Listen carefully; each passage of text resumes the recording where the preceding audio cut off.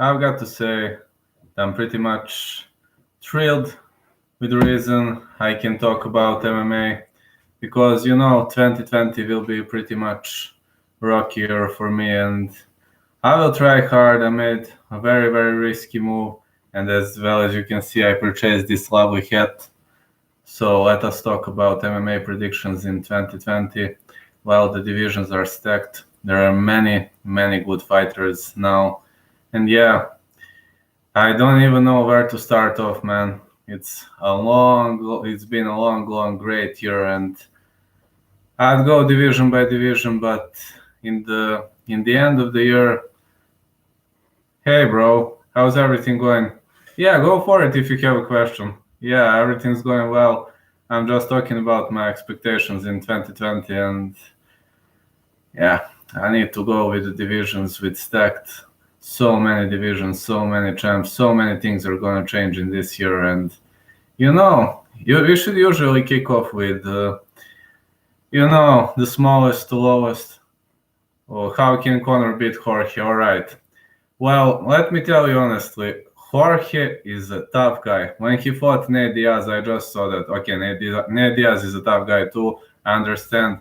But the only way I think Conor can beat Jorge is if Jorge goes into the way of his, left hand. Do you know what he did to Jose Aldo? Do you remember that move? Well, that's the only way I think he could beat Jorge because Jorge is a very intelligent fighter. Jorge is super strong. Jorge is stronger than him. I think this is not Conor's division.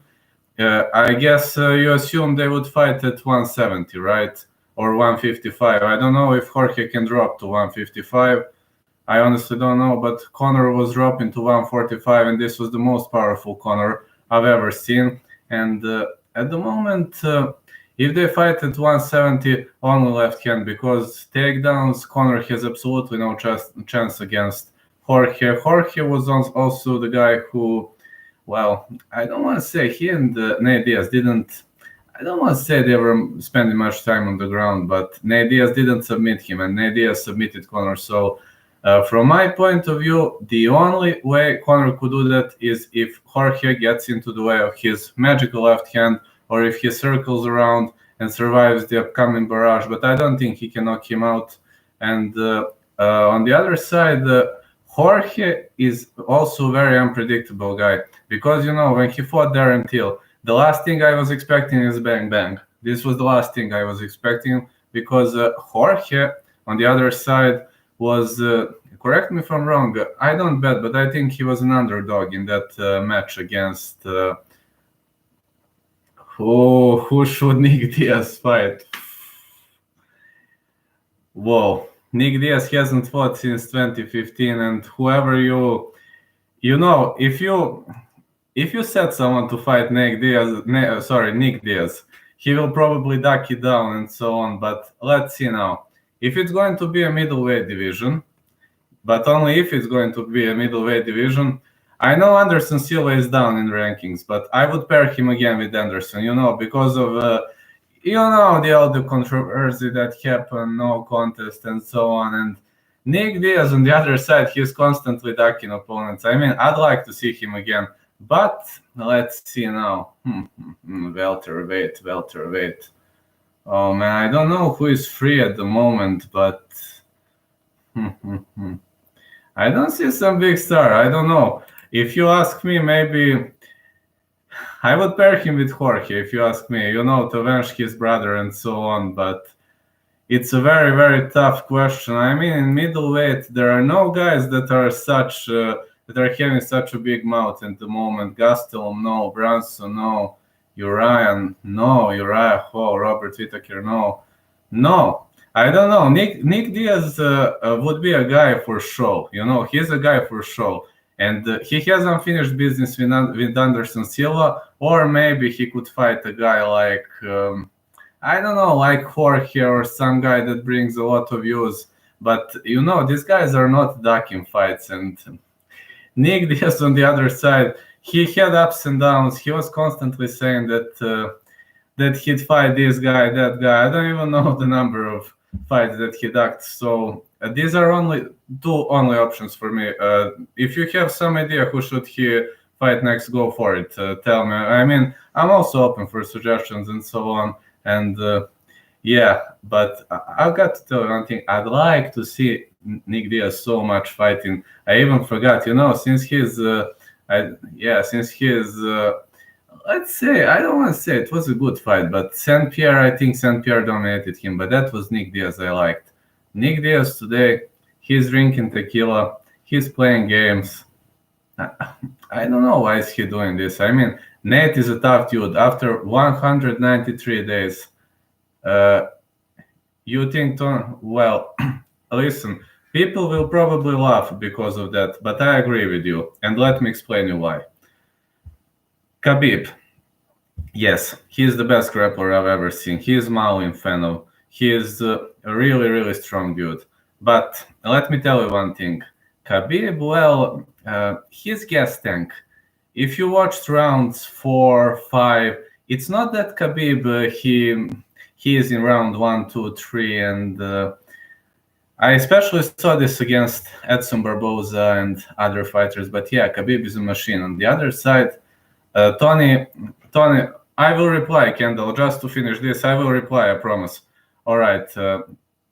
Tony, on the other side, he has better cardio, he has stronger punches, he has stronger kicks and so on. But Khabib is a ground phenom. On the other side, Khabib, he has that weak point. Yeah, he only do this for chokes. I've never seen him choking via other thing than rear naked choke. On the other side, Tony is a fantastic guy. Tony, on the other side, he is a fantastic, tremendous guy. He has everything. I mean, the guy who broke hand to Anthony Showtime Pettis, he is breaking everybody. You know that he closed Cerrone's eye and so on. So, yeah, I also think Tony will defeat Khabib. Will it be the arse choke?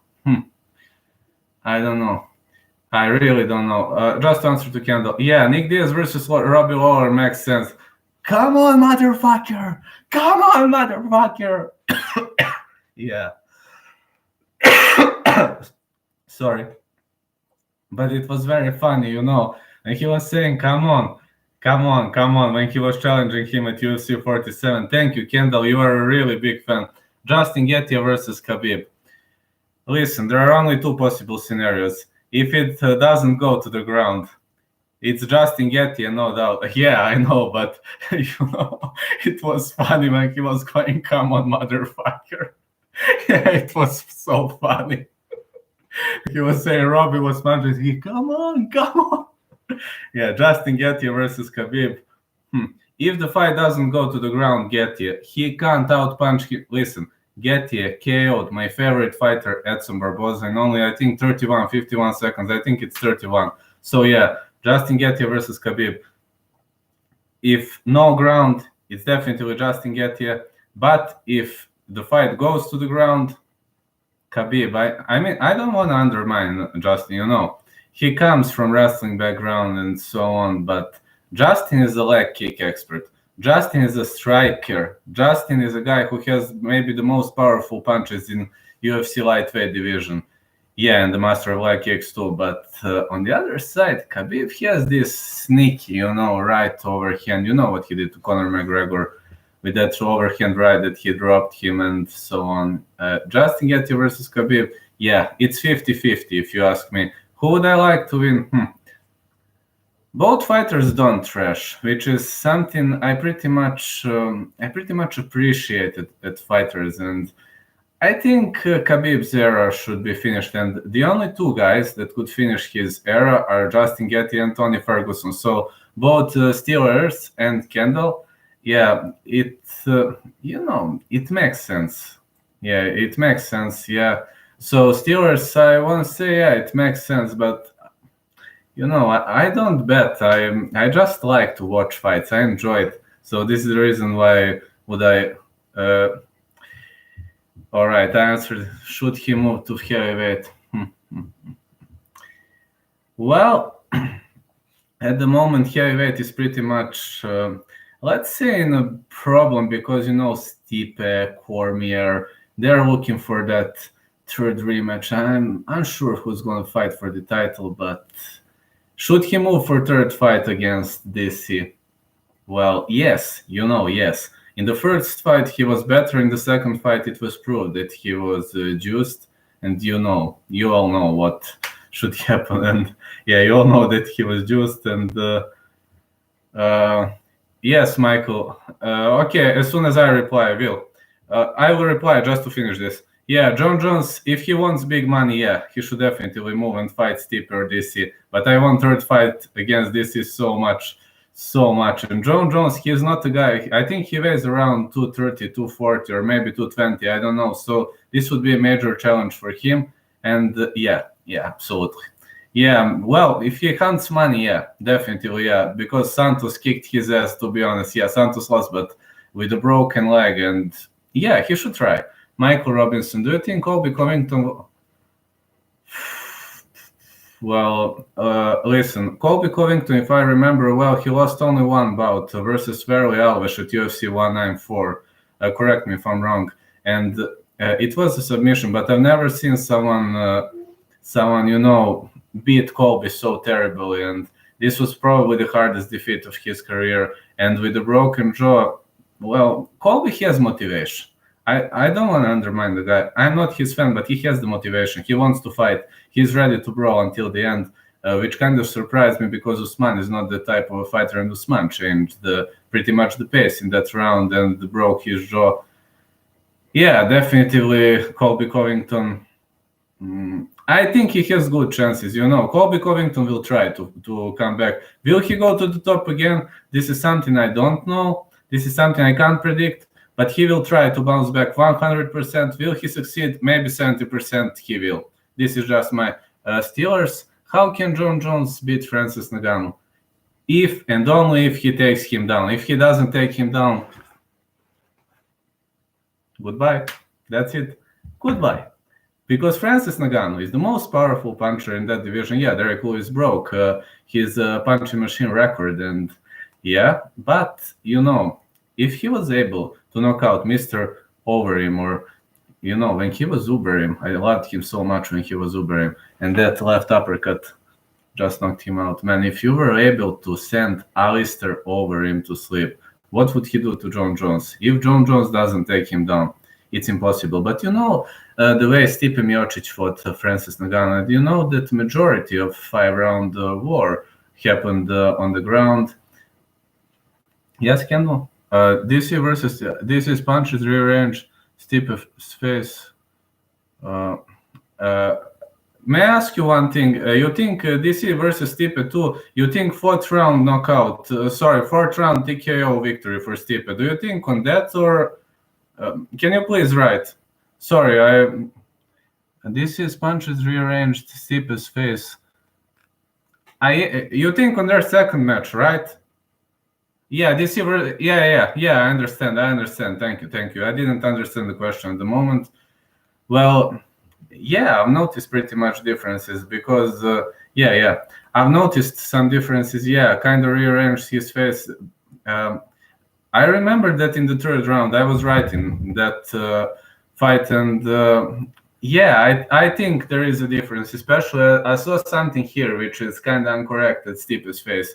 Yeah, I showed the good side, at the left side of his. I've seen something that's kind of weird, but I don't know, was this from punches or was this from something different? But yeah, there is some difference here. Yeah, I saw that, but did it happen from his punches? Yeah, he had a lot of punches in the match versus DC, but yeah, DC was winning for 3 rounds, and then Stipe kind of bettered him in the 4th. There were 8 or 9 unanswered punches. Correct me if I'm wrong. Was it 8 or 9?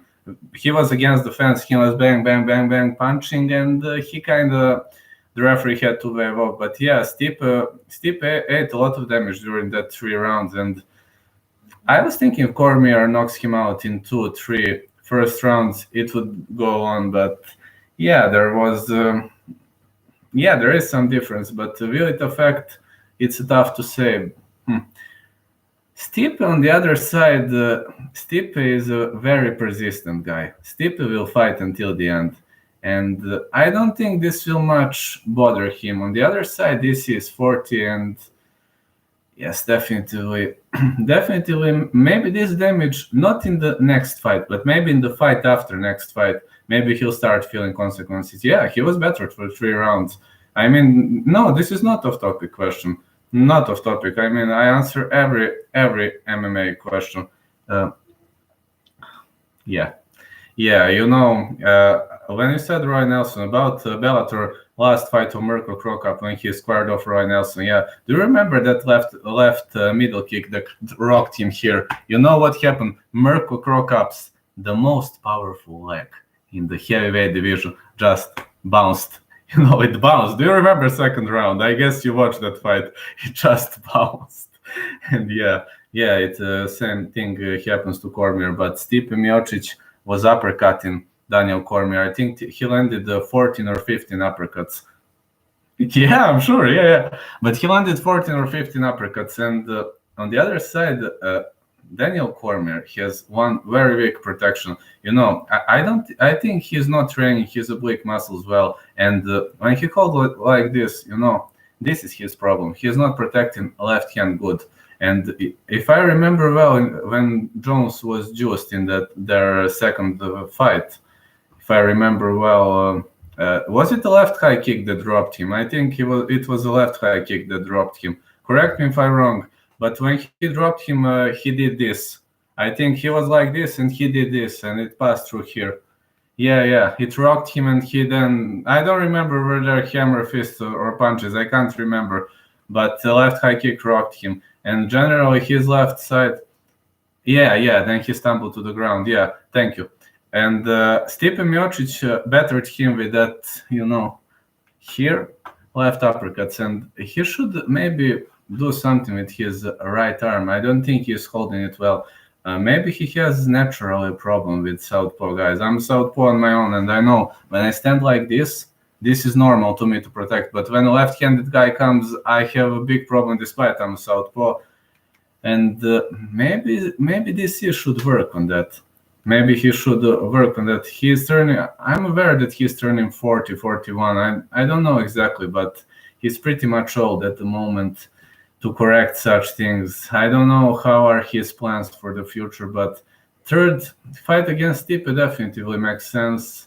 Yeah, third fight against Jones makes sense if they meet at heavyweight. But Jones was constantly backing away from that, telling that this is not good for his health, and kind of unsure whether this is gonna happen. Yeah, left high kick rocked him.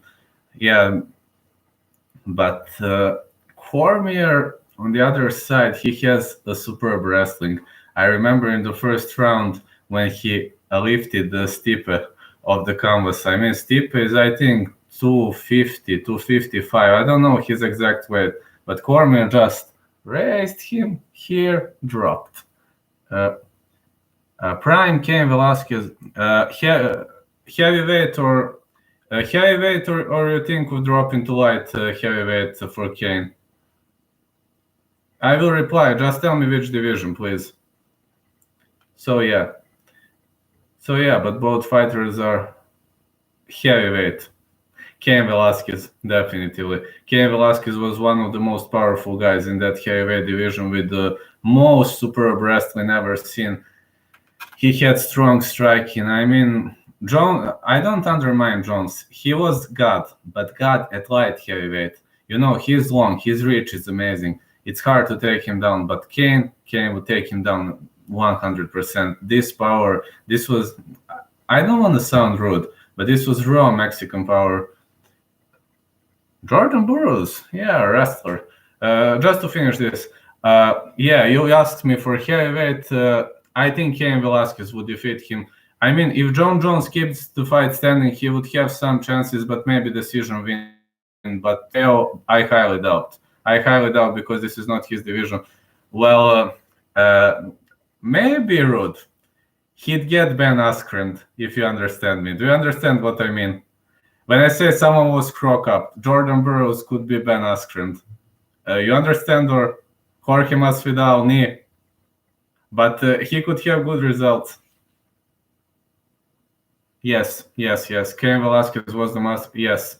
Yes, Cain Velasquez, in his fight versus Francis Ngannou, I was crying when that fight happened. You won't believe me, but I was crying when that happened. When after only 26 seconds, I was typing and I started crying because I really love Cain Velasquez, and it was a very emotional moment for me. I was like, oh no, man, is this really happening?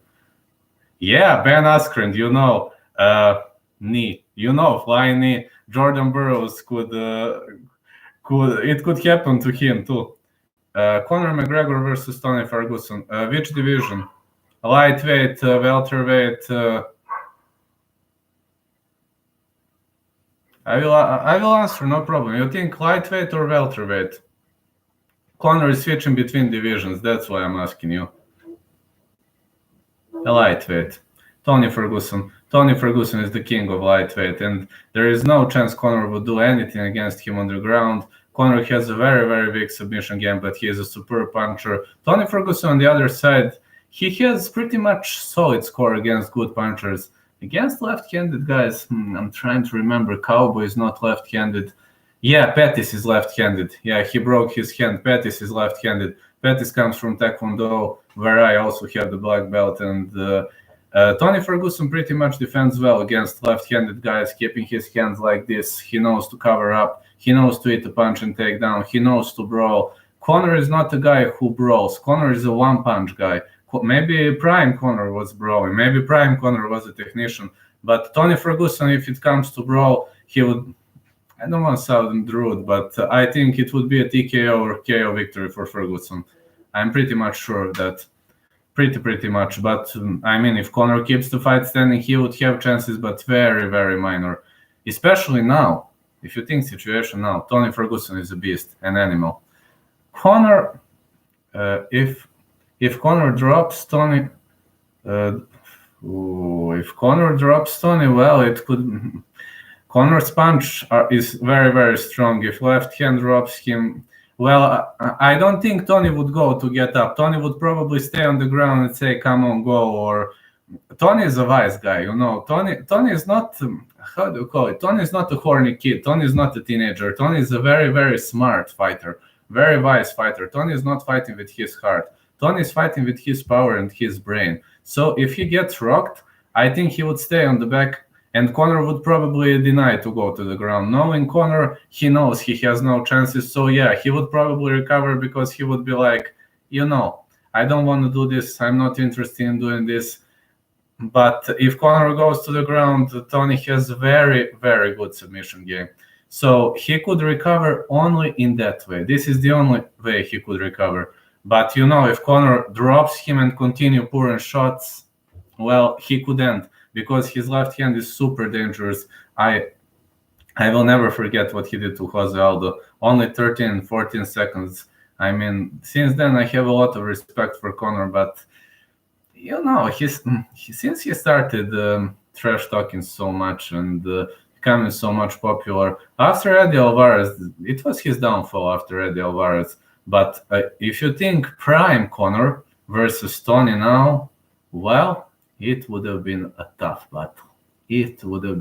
battle. And Conor, I don't think he would go for a finish against Tony. On the other side, maybe Tony would intentionally fall and wait him on the ground. So, yeah, Tony could recover in his wise, smart way, if you understand me. Tony is a smart guy. Tony thinks all the time. And this is one of the reasons why I like to watch Tony's fights, because you can always learn something. As it was mentioned in this thread, the arch choke. Yeah, he has amazing the choke. He has amazing submissions. He has everything. Do you think it was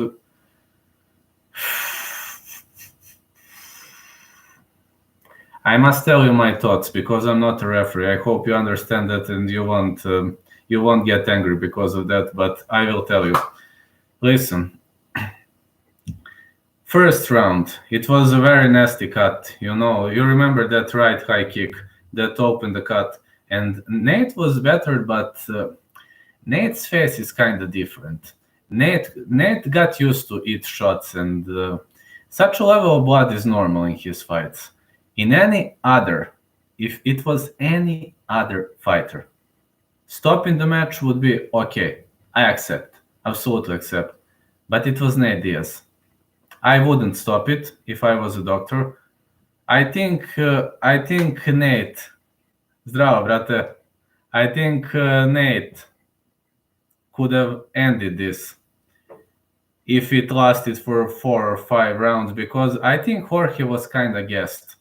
So yeah, if the fight continued for 4 or 5 rounds, it would have been greater. Best fighter to never reach a title. What do you mean by interim doesn't count? Can you please explain? Conor cut Nate. Yeah, Conor cut Nate on the same eye. Yeah. This is why I'm protecting why I'm protecting Nate here. I wouldn't stop it, but I'm not a doctor, so please. I'm not a judge. I'm not a doctor and a referee. My opinion, I wouldn't stop it, but best fighter to never reach a title, interim doesn't count. You think UFC title or other title? Because never reach a title can be UFC, Bellator, Rising One. There were WEC, there were many organizations. What do you exactly mean by never reach a title? Yeah, I will answer. I guess you think UFC. UFC. All right.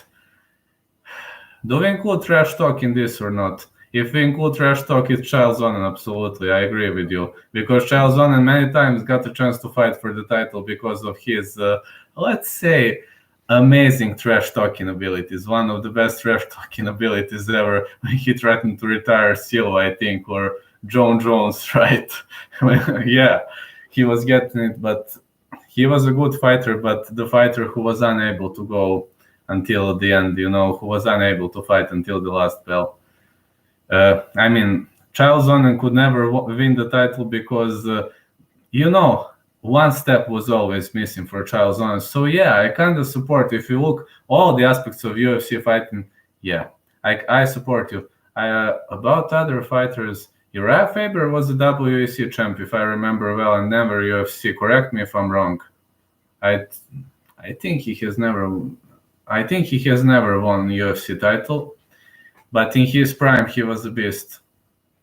Even today he fought 3 rounds against Petr Yan, and he was knocked out by a weird taekwondo kick. Yeah, it was a taekwondo clinch kick. I can tell the Korean name, but it's Anchagi, but it is a strike of the clinch which is not even strong, and I don't even know how it passed. He beat Cruz for the first time defending it. I must check this data. Važi, brate, nikakav problem, vidimo se. Yeah, I'll go to check this data now. You said he won Cruz. I don't know. I was a big fan of Uriah Faber. I still am, but I think he should retire because he'll seriously get his ass kicked if he doesn't do so. Let me see. KOTCW. Oh, well, I've got to say, you're a big fan, bro. Yeah, he defeated Dominic Cruz at WEC 26. Yes, he defeated Dominic Cruz. Yeah, you're a big fan. You're a big fan, definitely. You know that well. Conor said in an interview a few years ago he wants the futures. Yeah, I remember that. And, well, he said he'll fight once a year. Did he fight once a year? Just Conor. Super fight with Anderson Silva. Anderson Silva cannot go under 84. Oh, no, you're a big fan. No, you're a big fan. Listen, you know something's better than me. I was unsure about that, got to say. And I'm very glad you're following this because I'm always open for suggestions of such a great fight, of such a great fans. And he said that he wants a super fight with Anderson Silva. I remember that he said it, but could Conor go to 84 or 185? How do you say? Do you go in pounds or kilograms? I don't know how do you say that, but could he go to 84? Conor simply doesn't have size for that. He has no size, man.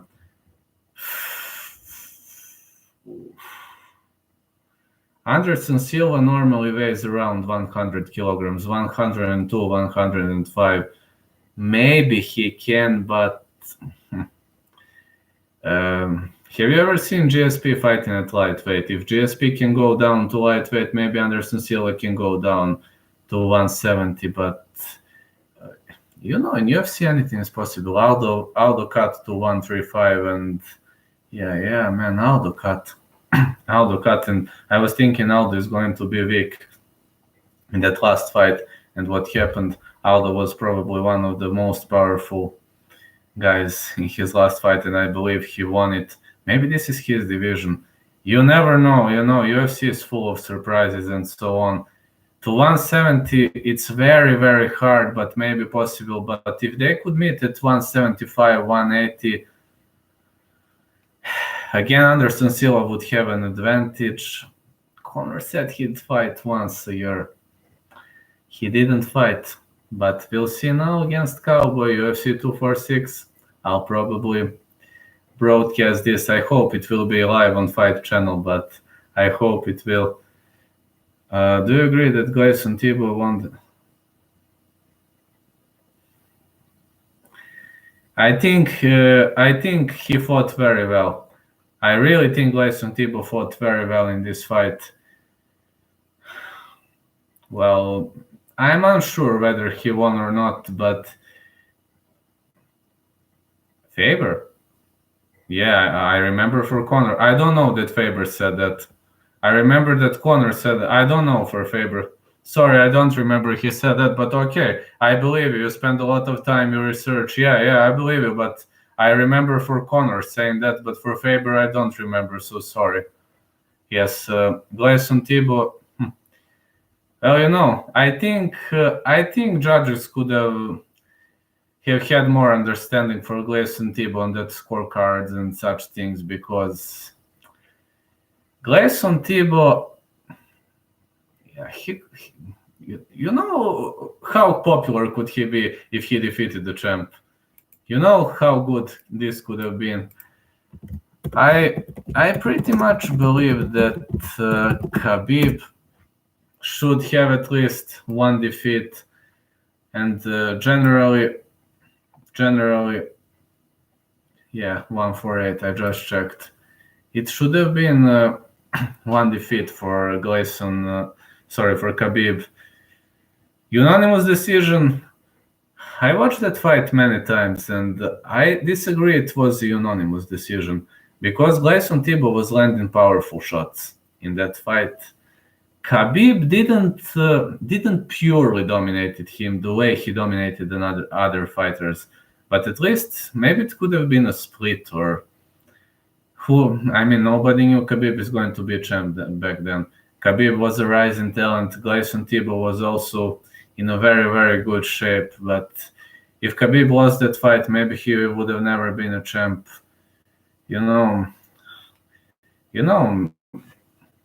I think it was a close match, but should it have been a decision? Maybe a split one, but unanimous. No, there were many controversial decisions in the world of UFC. But Kendall, I have now a question for you. If you are still looking, what is, according to you, the greatest robbery in the history of UFC? The greatest heist? I think it's Francisco Trinaldo against Alexander Hernandez. And do you maybe have some idea on that? Yeah, there were many. There were many robberies and so on. Maybe GSP versus Hendricks. Yeah, go ahead. Yeah, I watched it. Did you watch Hernandez versus Trinaldo? Trinaldo bettered him for 3 rounds and Hernandez won. Bad decision, bad stoppage, whatever you find suitable. Bad stop, whatever you think. You can say both. No problem. A robbery is a robbery, right? Whatever you think. But yes, agree. Definitely agree. Nick Diaz was definitely robbed against Condit. I'm not a big fan of Nick, but yeah, definitely. You think this was the greatest one, or? I also have many decisions. that kind of didn't go well. For example, Cody Stamen versus Song Yadong. It was a draw, and Cody Stamen kicked his ass in rounds 1 and 3, and it was a big illegal knee. I interviewed Cody Stamen. Johnny Hendricks. Yes, we agree about that. Because when I was watching Hendricks versus GSP, when everything ended, I was like, all right, Hendricks won. And when I saw GSP, I was like, what? I was like, what? Are you joking? Is this a joke? No, Johnny Hendricks was then at his prime. Correct me if I'm wrong, but Johnny Hendricks has never recovered from that loss, right? I think he has never recovered from that loss.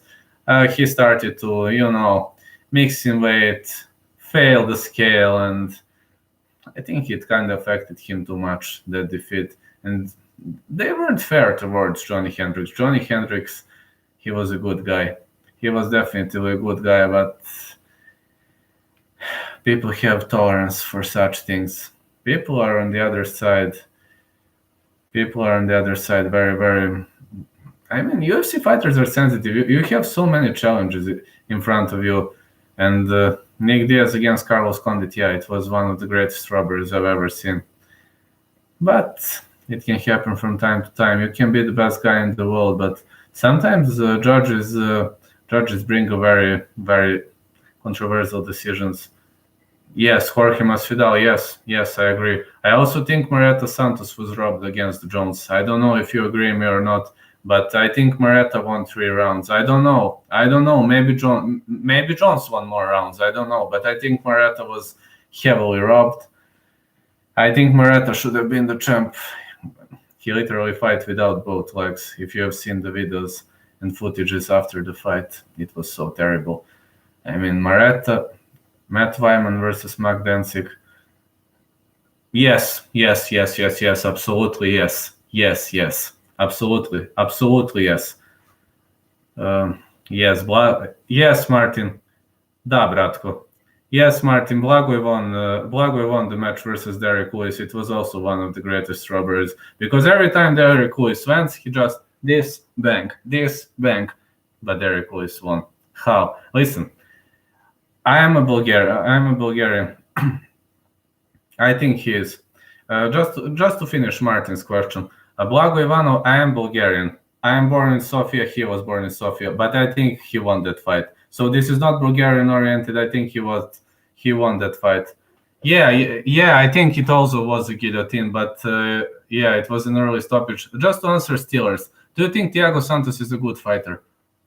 Thiago Santos is a very, very good fighter in the stand-up, but I won't lie. I don't know much on his ground game, despite he has a BJJ black belt and he brawled many of his fights.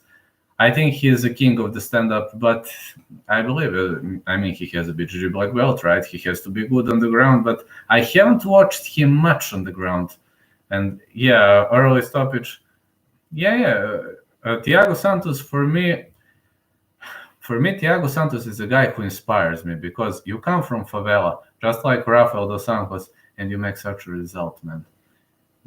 When you can make such a result coming from such a hostile surround, you're a king, you're a god for me, literally a god. You're the best, you're amazing, you're fantastic. If you ask me, Thiago Santos is a good fighter because he comes from impossible conditions. But I'd have to research him a bit more to see about his ground game and so on. But I believe he could. I believe he could recover and win the title. Why not? I mean, I would give him a rematch if you ask me, but he's injured, and John Jones on the other side, he will defend. Yes, Khabib should. Well, it makes sense. It makes sense because Khabib is dominating at lightweight, and he would be maybe 2-division champ. He would be the first Russian guy who won 2 divisions, and this absolutely makes sense. For me, this absolutely makes sense. Khabib should go 1 division up. He is too strong for 155. Would he be very strong for 170? I think he would. The only thing that kind of worries me is his reach disadvantage at this division. But there are some smaller guys, there are some bigger guys, and there are also many guys who block his transitions, his mauling game, and his domination. For example, I don't think he can dominate Colby. Colby Covington, Kamaru Usman, and Jorge Masvidal. Thank you, Steelers. Thank you for writing, Jorge. This is exactly what I wanted to say. Kabir versus Jorge. Well, Jorge is not an easy guy to fight. Even if you take him down, Jorge can get up. And I think Jorge would defend Khabib's takedown attempts very well. In the stand-up, Khabib has no chance against Jorge. You know what he did to Nate Diaz, and this is absolutely for me. Listen, don't take this offensively, but I think it's senseless to talk about that because Jorge has a lot better stand-up game. On the other side, if Khabib takes him down, Khabib is better on the ground, but Jorge can defend. Jorge is not a guy who will let you submit him that easily, who will let you maul him over and over. But Khabib fought Dustin Poirier and pretty much mauled him very, very strongly. And Dustin Poirier was like, I fucking can't get him off me, man. And you know that he said that in the break between the rounds. Well, yeah, Damian Maia would give him problems because you can lay with Damian Maia on the ground and you cannot submit him. It's impossible to submit him. But when Damian Maia fought Ben Askren, I think he was ducking away from that fight. He was like, all right, let me just finish it. He wasn't interested in going for stoppage and so on. Damian Maia is a phenomenon on the ground, man. Fought, done, black belt, BJJ. Yeah, he would give Khabib big problems because Damian Maia would never brawl Khabib. He would just go to the ground and look for the chance there. And maybe the fight could even turn ugly, if you understand me. Maybe it would be boring and so on. But I don't think Damian Maia would punch or strike Khabib because Damian Maia is not a striker. Damian Maia is a grappling phenom. Damian Maia is a BJJ expert. Damian Maia is, correct me if I'm wrong, ADCC former champ. Correct me if I'm wrong, but I think he won many tournaments in BJJ. I interviewed Gilbert Burns, and he said me that Damian Maia is one of the greatest BJJ guys in the history of this sport, and he is for a very, very long time at top 10 in that division. So yeah, he could give serious problems to Khabib. I kind of agree with that. I kind of agree, yeah. On the other side, will Blagoy Ivanov submit over him? I think it's his next fight. I don't know whether it's his next fight, but Alistair Overeem is one of the most difficult guys to submit. You know that he was not submitted against Alexei Oleinik. You know that, and Alexei Oleinik has a nickname Boa Constrictor. He is known for that fabulous submissions, and Alistair Overeem punched him at 445. You know what happened. So I highly doubt Blagoy can submit him. Listen, don't take this offensively. I love Blagoy more than everything, but I highly doubt he can submit him, but he can counterpunch him. Blagoy has better counterpunching than Alistair Overeem, and this could be his only chance against the dangerous Dutchman. Tyron Woodley has problems with good wrestlers. Do you think Khabib can take him down? Yes. I think Khabib can take him down because I watched his match against Kamaru Usman. Listen, I don't want to say that Kamaru took him down. I mean, he was clinching him, holding him against the cage and so on. But yeah, he has a problem with good wrestlers. This is something I definitely agree. Correct me if I'm wrong. Tyron Woodley versus Leon Edwards. Is it set or is it in works? I'm unsure. I just read it today on Gilbert Burns' profile, but I didn't have time to open. But I've seen that it's kind of in some kind of works, or even if it's set or so on. Leon Edwards, I think he could give him a big problems. But good wrestlers, yeah, Kamaru Usman pretty much troubled him, while on the other side, Darren Till was finished in the second round, I think. And yeah, Tyron Woodley, if he meets a dangerous wrestler, he could have a very, very serious problem. I think he could even lose that fight, probably. On the other side, Tyron Woodley needs to bounce back. He has kind of won and that overhand, but if you keep him in the clinch, Khabib versus Usman, I guess it's welterweight.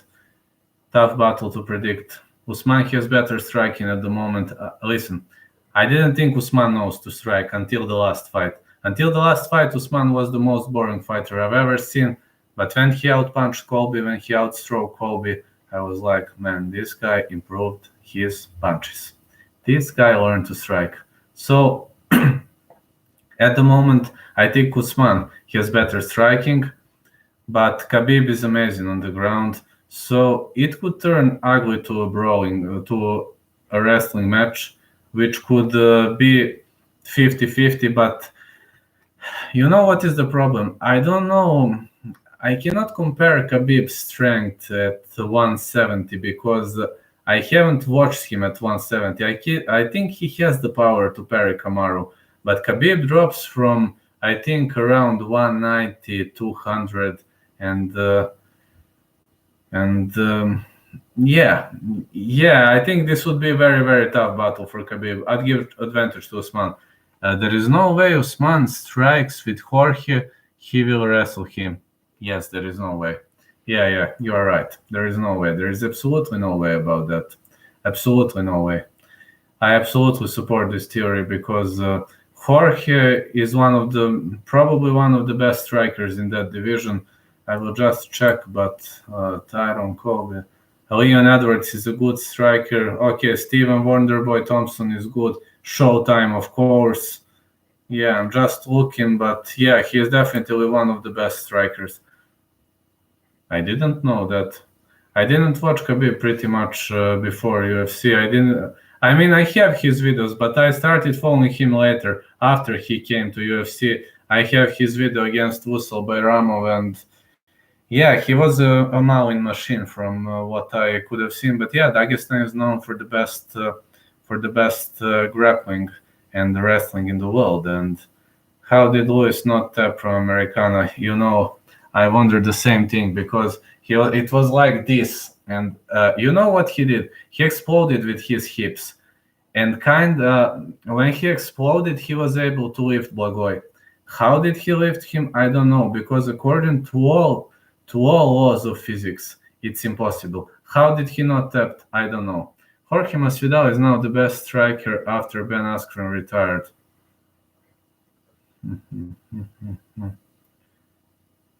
Conor and Jorge are the best UFC strikers.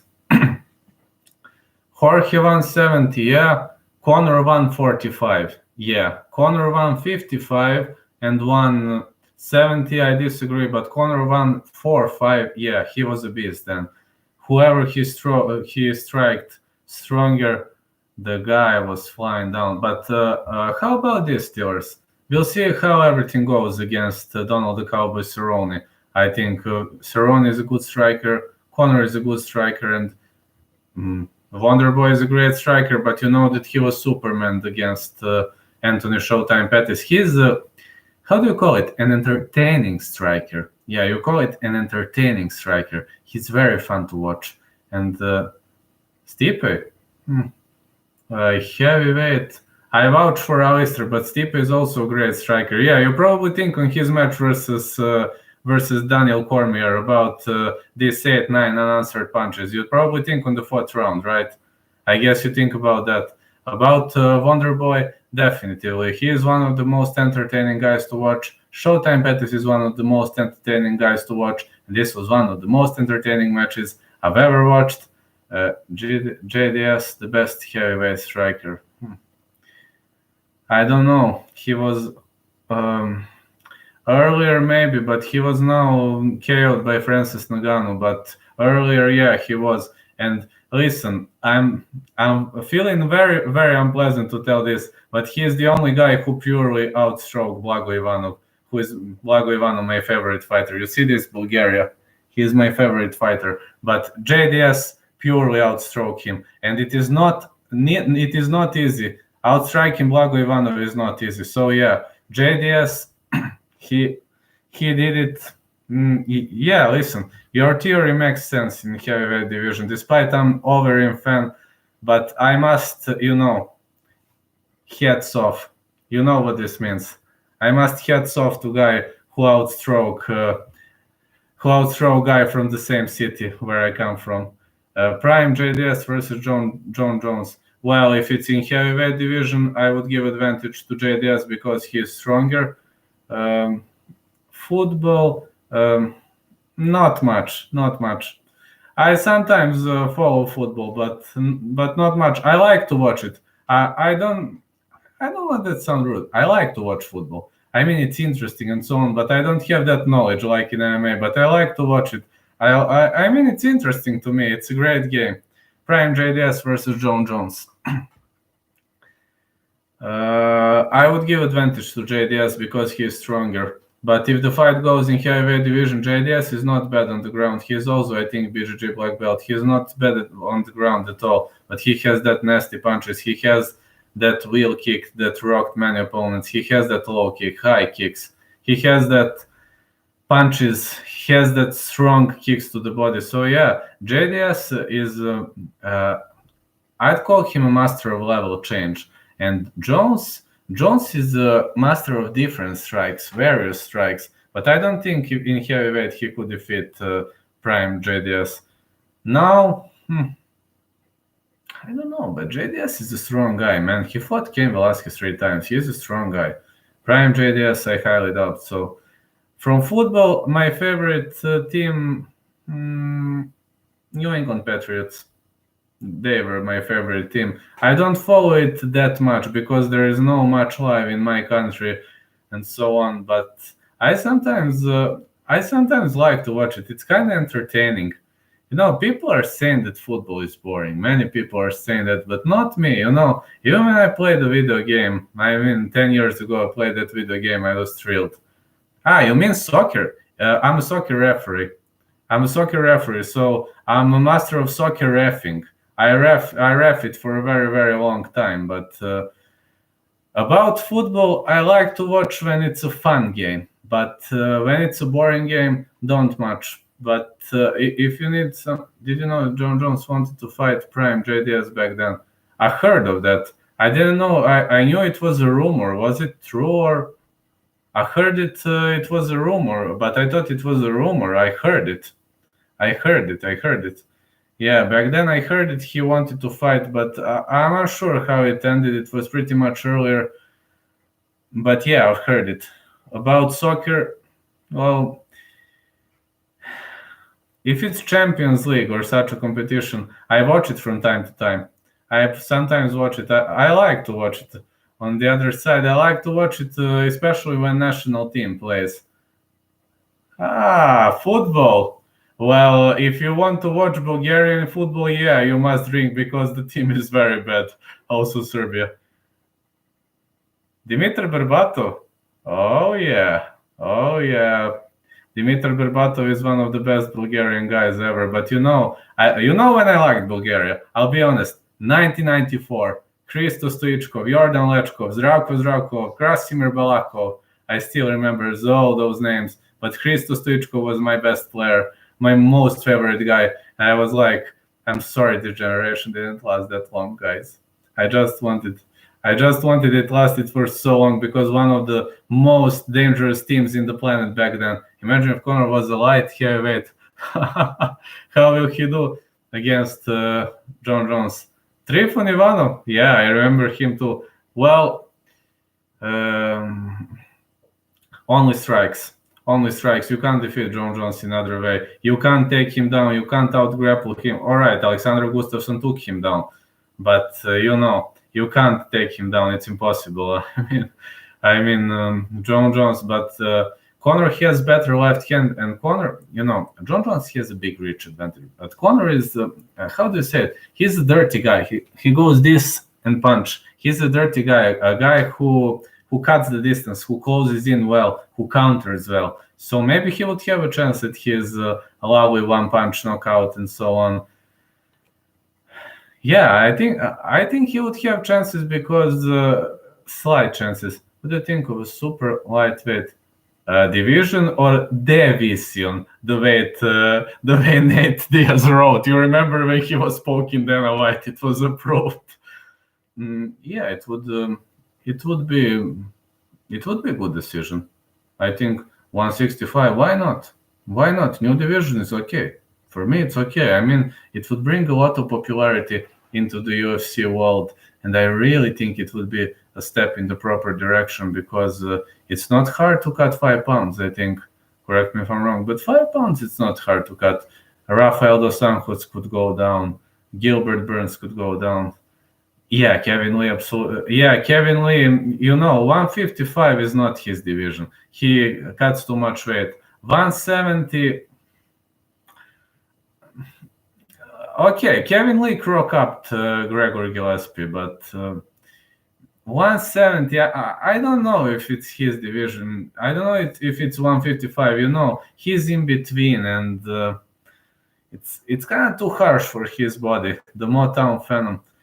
He kind of surprised me back then with that left high kick, and I was thinking whether this could be a good decision, whether this could be a good decision for him. But we would at the moment right now have 5 or 6 guys that would immediately transition to 165 and women's MMA. Well, it depends on who are you watching, but sometimes I like to watch girls' fights. I mean, if the fight is good, I like to watch it, if they brawl and so on. Sometimes it can be fun. Sometimes it's boring, just like men's. To me, it doesn't have... I don't pay much attention whether woman or man. I like the sport as a sport. And this is one of the best sport in the world. Yes, Islam Makhachev can be the champ. Yes, he has the potential. He is, I think, number 14 or 15, but yeah, he has a big potential to be the champ. And also one name you must pay attention to is Arman Tsarukyan, the dangerous Armenian guy. They battled for 3 rounds, man. I was thinking it's going to be a very boring fight, but I was like, whoa, whoa, whoa, whoa. I said it, 5 or 6 times I said that while I was writing that fight. I was like writing, whoa, whoa. I was so much impressed with what was happening in that fight. One of the best I've ever seen. But Islam Makhachev, he has skills, he has heart, and he has the amazing technique. He has good wrestling. He has even good strikes. He has even right high kick, which is not normal for a Sambo guy. He has good low kicks, punches, hooks, good combinations, and everything. So yeah, Islam Makhachev can be the champ, but I think he will go for the title when Kabir retires. I highly doubt the two would fight, but yeah, I really, really think he has a big potential. He is a fast learning guy, fast progressing guy, very, very dangerous name. I don't know why he isn't in top 10 or top 5 at the moment. I'm just unsure why he isn't, because he is a strong guy. But who would be his greatest rival? Gilbert Burns, definitely. Gilbert Burns is so much dedicated guy. I interviewed him. I was so much impressed with him. I was like, Gilbert, man, you have a family. But he is dedicated. He's so dedicated. I think Gregor Gillespie has no chances against Khabib, especially after that loss to Kevin Lee. I highly doubt he'll recover. Listen, I like Gregor Gillespie, but let's be honest, it's very hard to recover from such a blow. Name a young fighter who fought high-level competition too early. Song Yadong, that he fought in ONE FC. He fought at the age of 17, and he was unable to fight with 21, so they falsified his documents. Sage Northcutt, he fought at 17, 18, I think. Correct me if I'm wrong, 17, 18, I'm unsure. Valentina the Bullet Shevchenko, 15 or 16 years she was old for her first MMA fight. Let me see. I'm thinking. I must think now. I don't know when John Jones started fighting. I think 18, 19, I'm not sure. Mauricio Shogun Rai, I think he kicked off very early on. Are there any other guys I'm thinking? No, in the early era, I don't remember in the early era of UFC if there was guys. When did Max Holloway kick off his run? How old was he? 18, 19? 19, I think, or 18. Max Holloway. Yeah, Max Holloway is a champ for a very long time. But I don't remember when was his first fight. Can you please tell me when was his first fight? Yeah, Max Holloway is probably the greatest fighter in the history of Hawaii after BJ Penn, of course. Yes, Mairbek Taisumu can. Definitely can. He comes from the, Dagestani, Russian guys. They're amazing in wrestling, and Khabib cannot out-grapple him, that's for sure. But the only thing that worries me is Khabib's better striking. 18. Thank you, Kendall. Volkanovski is a Bulgarian. I've heard he's a Macedonian and Greek. I don't know. I honestly don't know, but yeah, many guys from Macedonia have Bulgarian roots. For example, my one of my ancestors, he says he's a Macedonian, but he's Martin. You know what I'm talking about. He's from Strumica, and he's constantly saying, "I'm a Macedonian, I'm a Macedonian." I'm telling him, "No, you're Bulgarian." And we could have never got to the agreement. We could have never got to the agreement. I mean, he's always saying, "Listen, I'm Macedonian, Macedonian, Macedonian," and I'm like, "No, you're Bulgarian." I don't know where Alex Volkanovski's roots are coming from.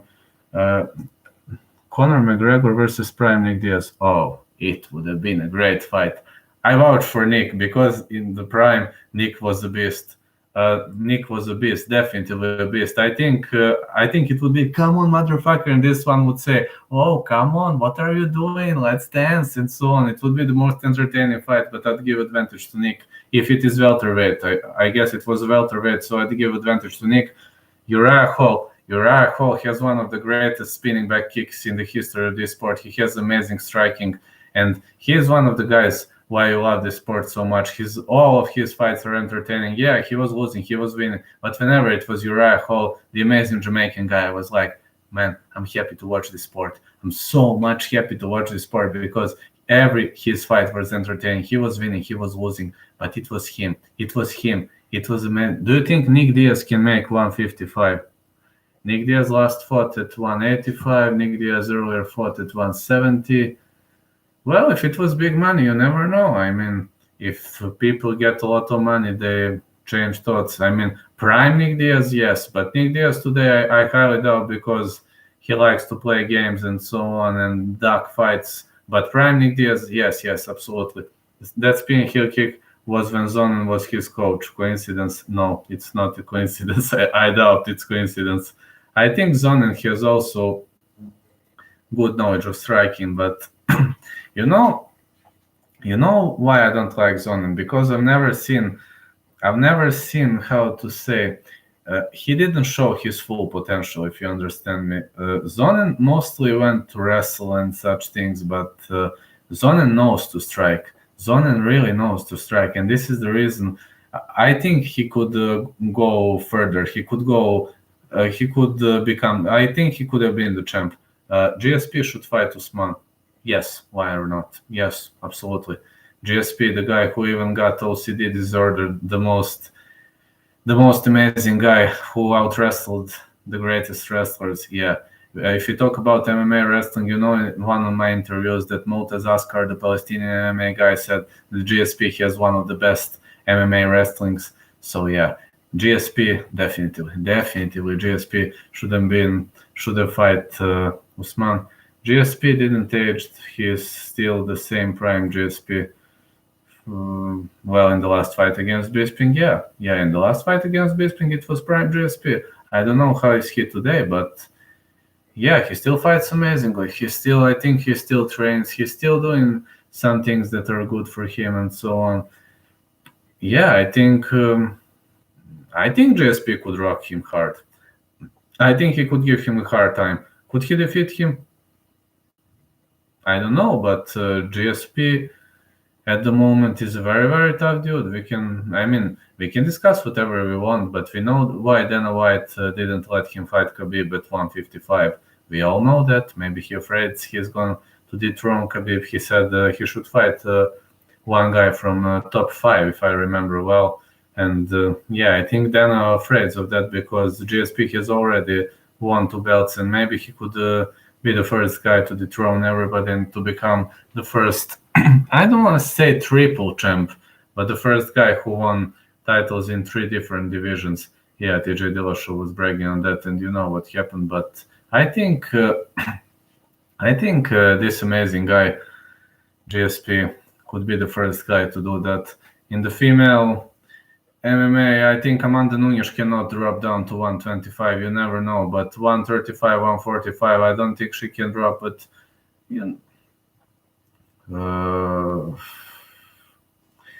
Well, GSP normally walks, I think, around 180, 185. I'm not sure, but he wasn't cutting much weight for a Michael Bisping fight, and yeah. I'm thinking.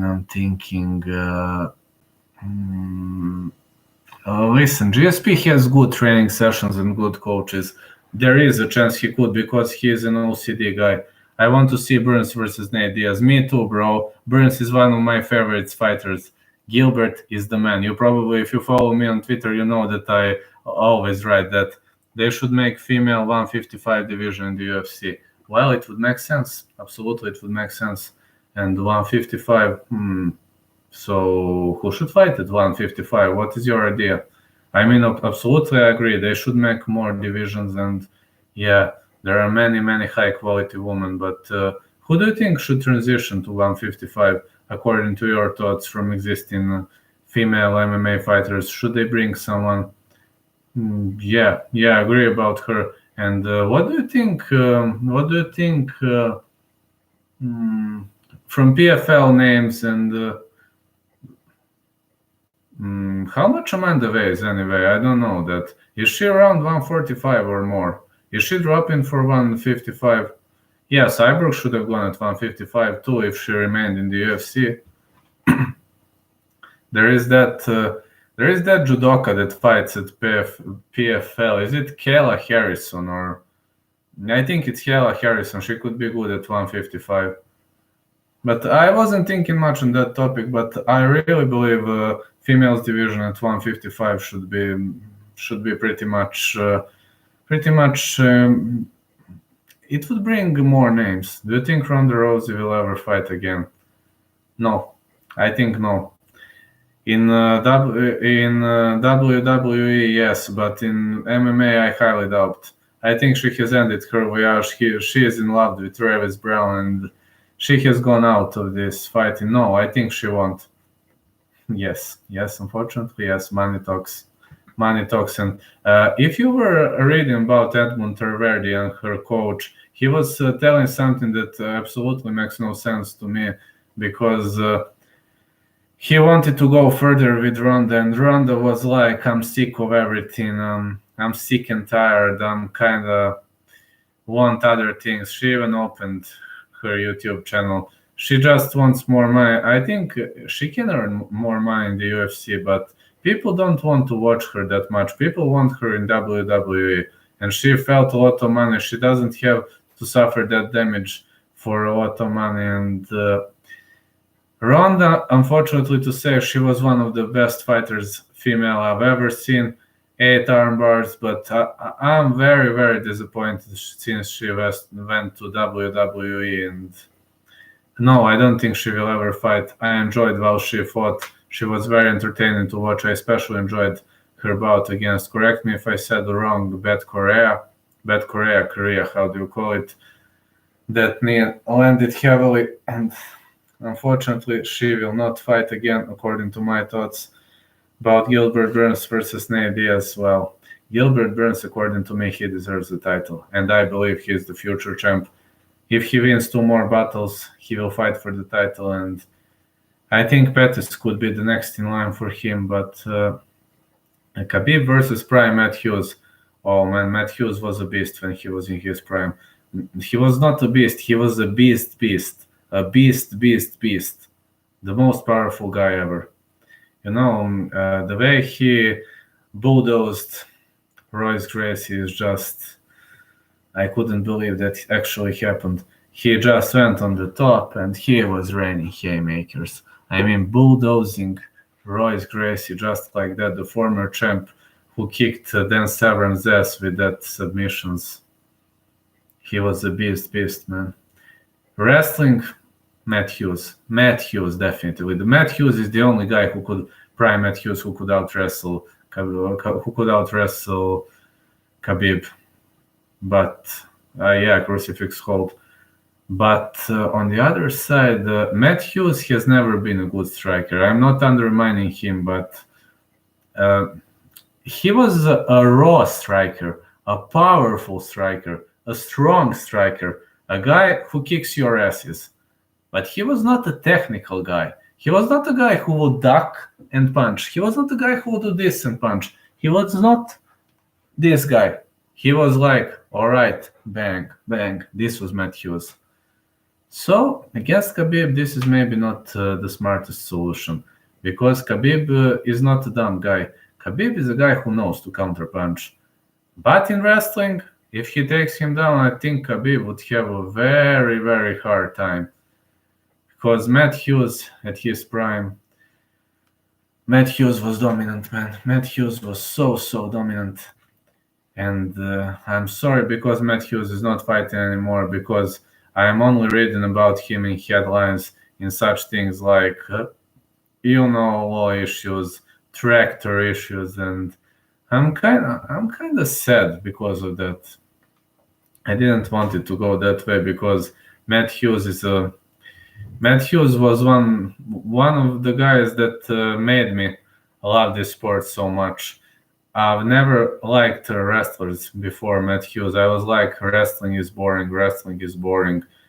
And, it happened. It ended that way, unfortunately. Matt Hughes is the guy who made me love this sport, who made me love wrestlers, because it was an entertaining wrestling. Oh, of course, man. How would I remember that? How would I forget that guy? 25 years. Yeah, the guy who robbed the bank, the guy who gave a hard time to Anderson Silva when they fought in Cage Rage. Of course, I remember him, man. And I don't understand why he robbed the bank. I mean, what was he doing back there? He could have been the champ, man. He was strong. He was powerful. He was amazing. And he robbed the bank in the end. He kind of reminds me of that guy, Jon Koppenhaver, the war machine, the guy who ended in prison for a life sentence. Rampage Jackson. All right. About Fedor, I was talking about that, but let me share my thoughts. Rampage Jackson weighs around 260, and maybe this is the first time he weighs that much. Rampage Jackson could give him a really, really hard time, because Fedor, against Ryan Bader, Fedor is vulnerable to this, to wide punches. He is vulnerable to this. You know what Ryan Bader did to him. Rampage Jackson only does that kind of punches. So he has good chance in the stand-up. But if the fight goes to the ground, that give advantage to Fedor, because Fedor is master of arm bars and so on. My heart would say for Fedor, but Rampage, he is not a guy to underestimate. He is definitely not a guy you should underestimate. So yeah, let's say Rampage Jackson will give him a hard time, but I hope Fedor is gonna win, but maybe 55% for Fedor. About Lee Murray, man, when he gave a hard time to Anderson Silva, you know what I said after that match? I said, listen, is this guy a robot? Is this guy a human? Is this guy even a human? What is this guy made of, man? What is this guy doing? Prime Fedor should have come. Yeah, he should have come, but I think Dana was not interested in that. I know that something that they couldn't make a deal and so on. I know there was some problem. I don't remember which one, but yeah, he wasn't signed. And if he came to the UFC, he would have probably dominated. Fedor, he didn't land in much soccer kicks in Pride. He was winning on punches. He was winning on arm bars. He was winning on his strong game. And the only loss came to Tsuyoshi Kosaka via an illegal elbow. Yeah, it was an illegal elbow. And sometimes I said like, oh man, an illegal elbow. Fedor's agent asked for too much. I don't know that. Can you... what exactly happened? Yeah, I know that he lost to Verdum. How much was he asking? I don't know for that. Thank you for sharing this data. I know there was some disagreement, but I didn't know he was asking that much. Yeah, what actually happened, Kendall? Oh, I always learn new things. This is the reason why live stream is great. I always learn amazing things. And yeah, it's, a good YouTuber and a good writer and a good guy who likes MMA. He should always learn. If you want to progress everywhere, You need to learn. For example, I'm studying web design at the moment. Photoshop is damn hard, but I'm saying I will push, I will fight, I'm ready to brawl. And this is a good philosophy. There is no specific number. Oh yeah, I didn't know that. But yeah, he was asking for too much. I didn't know. I just know that they couldn't achieve the agreement, but I didn't know whether it was money or Fedor was asking for something else. I didn't know that, but I think Fedor has already earned a lot of money in that, and I'm sorry because we haven't seen him in the UFC, and he lost to Dan Henderson, right? Fedor. Conor versus Prime Carlos Condit. Man, Prime Carlos Condit was one of the best guys ever. You know, it was a good battle versus Nick Diaz. They really battled. It was a battle. Carlos Condit had one of the best elbows ever seen, one of the best knees ever seen, the trademark of Muay Thai, one of the best Muay Thai fighters. Conor, on the other side, he was taekwondoka and a puncher. He was an amazing striker. It would have been the onslaught, the striking brawl. If the fight goes to clinching, it's Condit. If the fight goes to distance, it's Conor. So, who would win? Well, it depends on the distance. Conor, I think Condit had better stamina. This is just my thoughts. I think Condit had better stamina, and Condit could have been a guy who dominated fourth and fifth round. But in the first 3 rounds, Conor was very, very dangerous against everybody in the first 3 rounds. And when his gas tank is full, he is a beast. He lost to Kabir in round 4. So if it goes to fourth and fifth round, I'd give advantage to Carlos Condit. But in the first 3, well, Conor is a tough dude. I'm not his fan, but Conor is a tough dude, man. Conor is a tough dude. He has that big left hand, and Carlos Condit on the other side, fighting against Nick Diaz, he had so many left hands. I think his left hand defense is not good, and Conor could fish for, Conor could fish for the miss and big left hand. This is what he can do against Carlos Condit in his prime. Carlos Condit, no, unfortunately, it's not that Carlos Condit he used to be. Tyron Woodley versus Jorge Masvidal. Because Jorge Masvidal has good striking. Tyron Woodley has strong punches, but Jorge Masvidal is smarter than Till. He will not brawl. Jorge has wise decisions, wise techniques, and good kicks, which could be a problem. And Jorge's wrestling is everything but bad. So it was already written that Tyron Woodley has problem against good wrestlers, but Jorge is a guy who stops takedowns. Jorge's wrestling is not weak at all. Jorge's wrestling is good, amazing, strong. I mean, he's not Tyron Woodley in wrestling, but he can block his transitions. He can stop him. He can, put both underhooks in and so on. He would give him a hard time. I'd give more chances to Jorge.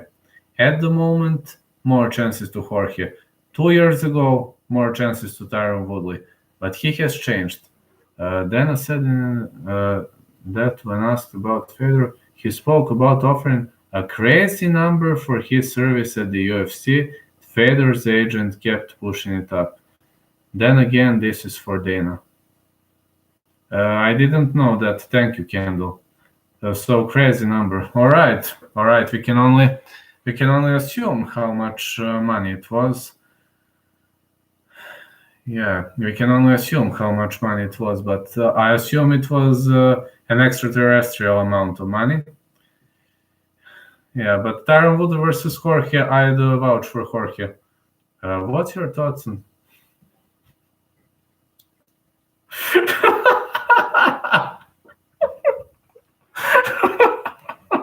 Sorry, please.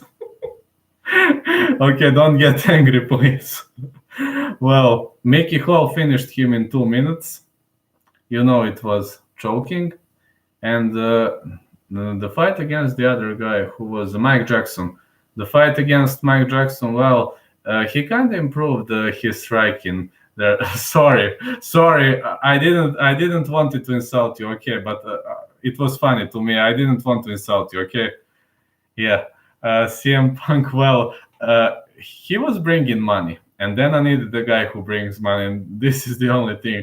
Mike Jackson, I guess they told Mike Jackson not to finish him, to let the fight go to decision or judges' scorecards. Yeah, I think this was a big failure. I mean, he's a WWE clown. Couldn't. Well, Hall has good double leg.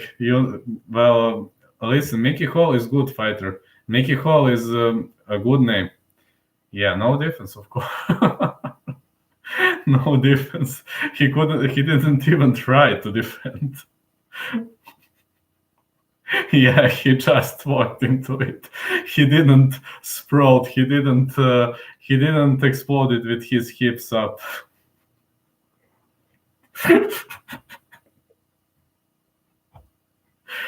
I mean, one of my friends, I don't know whether you watched it or not, but one of my friends who is a big fan of Japanese MMA guys, he also said he's a WWE clown and he's not much into UFC when he said it for CM Punk. I agree, he's a WWE clown. Yeah, in WWE he had good results. It's staged, but he's popular. He brings money, and that's probably the only reason why Uncle Dana let him sign the contract. I really don't see other reasons, but Steelers, if you see other reasons why that happened, you can always tell me, because I don't see another reason. I really don't see. I mean, CM Punk looked drained. Yeah, he looked drained. Yeah, he looked drained definitely. Maybe 170 is not his division. He looked very, very drained, especially in some other fights. But if it happened, of course, maybe we should have seen at 185. But I don't think he would do such a good result at 185. Also, maybe if he trained James Toney, he had better defense than him. Yeah. James Toney was a guy who was finished by Randy Couture, but at least he tried to defend.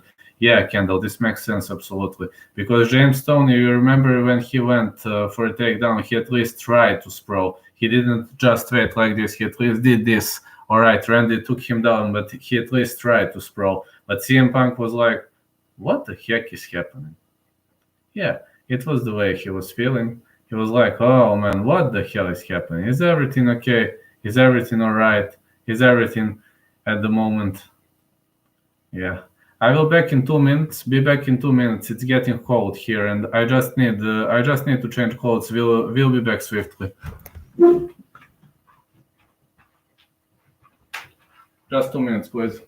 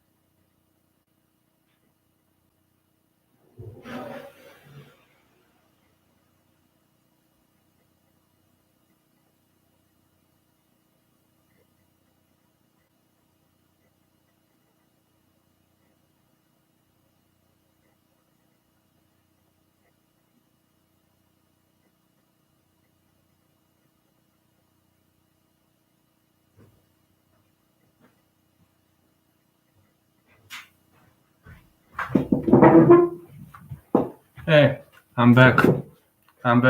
All right. How does he come from WWE and not know the fundamentals? I don't know, guys. I don't know how he comes from WWE, because you should have at least a basic wrestling background. As well as you see, I had to take this. It's called No Much. All right.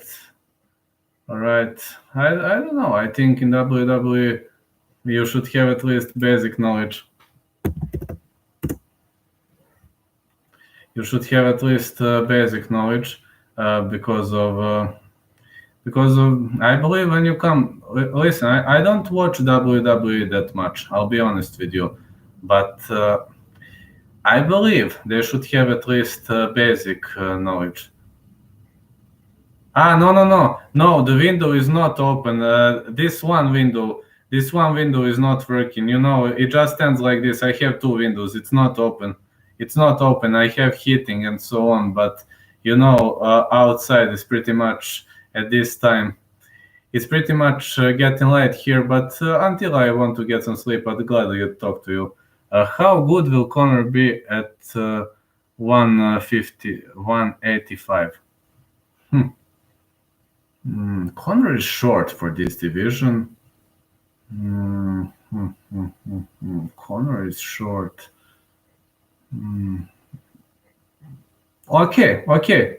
Yeah, Kendall replied. Conor is short. He'll be Pat Barry 185. Yeah. Conor. Yeah, he's short. Pat HD Barry, only without low kicks, of course. But yeah, Conor would have gone to go forward and punch, strike. Yeah, I think he could have good results. Why not? But do you know the way Gilbert Burns fights at 170? Maybe a bit weaker power, but maybe he could work on it. But guys, do you know how Gilbert Burns fights at 170? He constantly goes forward and goes for that longer kicks, and this is probably the technique that should work. That should work for Conor. Mike Perry should. Yes. I think Mike Perry. Man, Geoff Neal kicked his ass, unfortunately, and yeah, Mike Perry should definitely go one division down, but can he drop it? I don't know. What do you think? Can he go down? Yeah. Well, Uncle Dan is cutting everybody. The last time I was writing, he cut 12 fighters, I think. But the thing I cannot forgive him is cutting John Lineker. Man, it's so terrible. Cutting John Lineker, man. Are you insane? I mean, John Lineker, the hands of stone. He was the best puncher I've ever seen at 135. The best puncher ever, man. But Mike Perry should be cut. It makes sense, Kendall. Absolutely makes sense. Absolutely. So let me ask you one thing now, Kendall. Name fighters you would cut at the moment. Do you have someone that you would cut alongside Mike Perry at the moment?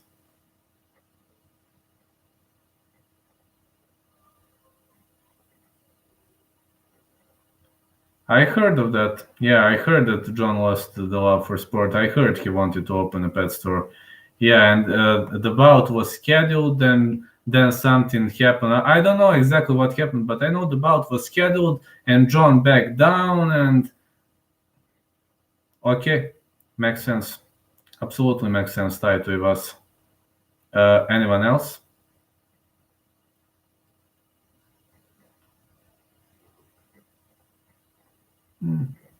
I like him too, but he's not in a great shape now. Not condition. Man, he cannot last for 2 rounds. Let's be honest. His stamina is really bad. I mean, I like him, but he's bam for first, maybe second round. I don't like guys that get fatigued pretty much easily. If Jorge didn't hit Ben Askren with knee,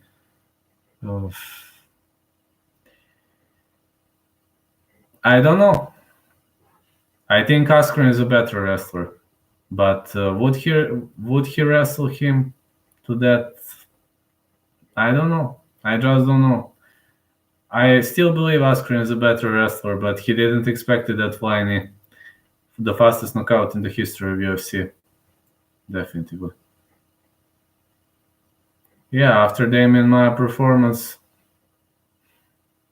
I also don't agree, but I think Damian Maia has better ground skills than Jorge Masvidal, so I'm unsure whether this comparison is good or not, but yeah, he could have got pissed up. I mean, anything is possible, but I don't think the comparison is good because Damian Maia has better ground game.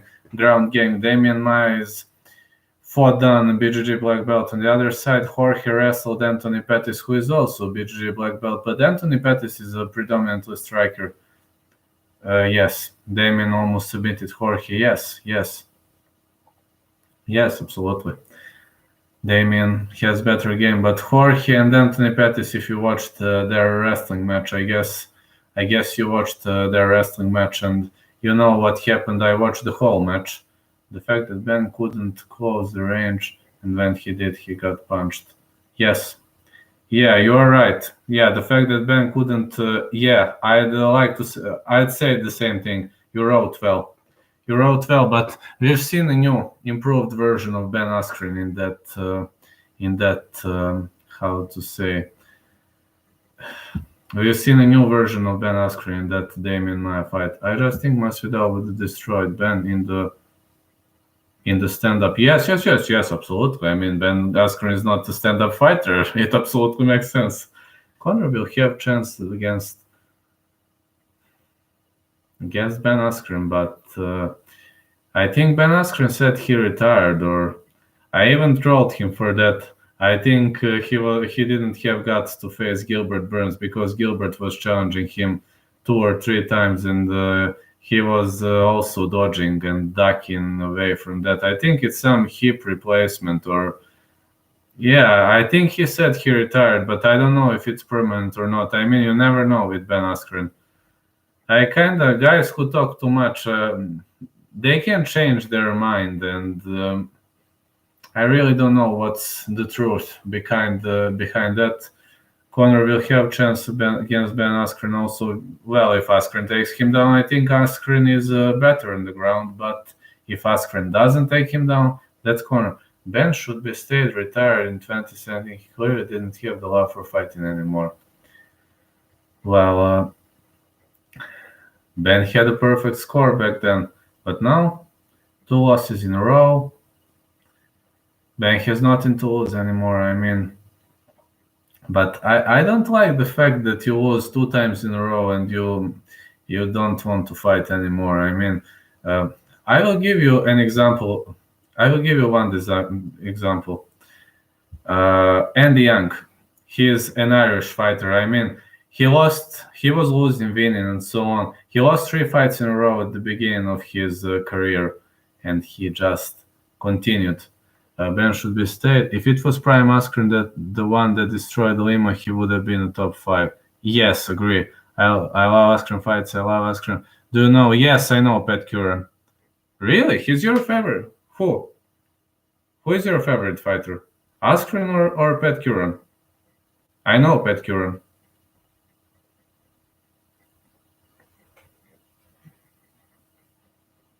Yes. Askren. Pat Curran should come to the UFC.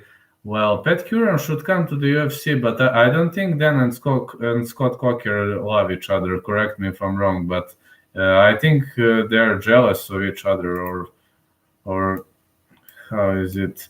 Yeah, Pat Curran, I watched much. I watched him many times, but I kind of forgot his fights a bit. So let me look.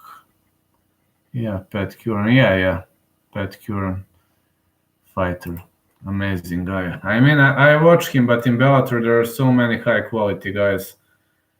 He fights in Bellator for a very, very long time, and yes, featherweight world championship. AJ McKee, Adam Boric. Well, Adam Boric is a great guy. AJ McKee, even better. Yeah, I know him. Paddy Mike. Oof. I don't know how good. Depends on who he fights against, who's his opponent. I mean, it's not shame to lose from AJ McKee and Adam Boric because they are real rising talents. Who would be a good opponent for Pat Curran, according to your thoughts? I'm just thinking. I don't know now in featherweight. Maybe number 15 or for Pat Curran. I'm just thinking maybe Mirsad Bektic or Ryan Hall. I think Mirsad Bektic or Ryan Hall could be good opponents for him. I don't know. Or such. Michael Venom Page. Well, this is a very tricky question because as a Taekwondo black belt, I will tell you one thing. His clowning comes from his black sash in Kung Fu, but he has a lot of Taekwondo moves. But he has good movement, which he combines, I will reply that just to finish the first. He combines that with strong punches, with clowning, with flying knees, and so on. He could be good against the guys against no Paul Daly guys, if you understand me. If you remember his fight against Paul Daly, you know what I'm talking about. If you need additional explanation, I'll explain. Just to answer other questions. Pat Curran versus Anthony Pettis. Yes, I agree. I think he'll win. Pat Curran has chances against Anthony Pettis, but Michael Venom Page in the UFC. Yes. You remember his fight against Paul Daly? Paul Daly had the control of that fight. Paul Daly was patient, tactical, and he didn't pay attention to his clowning. If he fights a fighter who ignores him, he will have a hard time. But if he fights a fighter who attacks him, like Evangelista Santos did, you're going down. So it purely depends.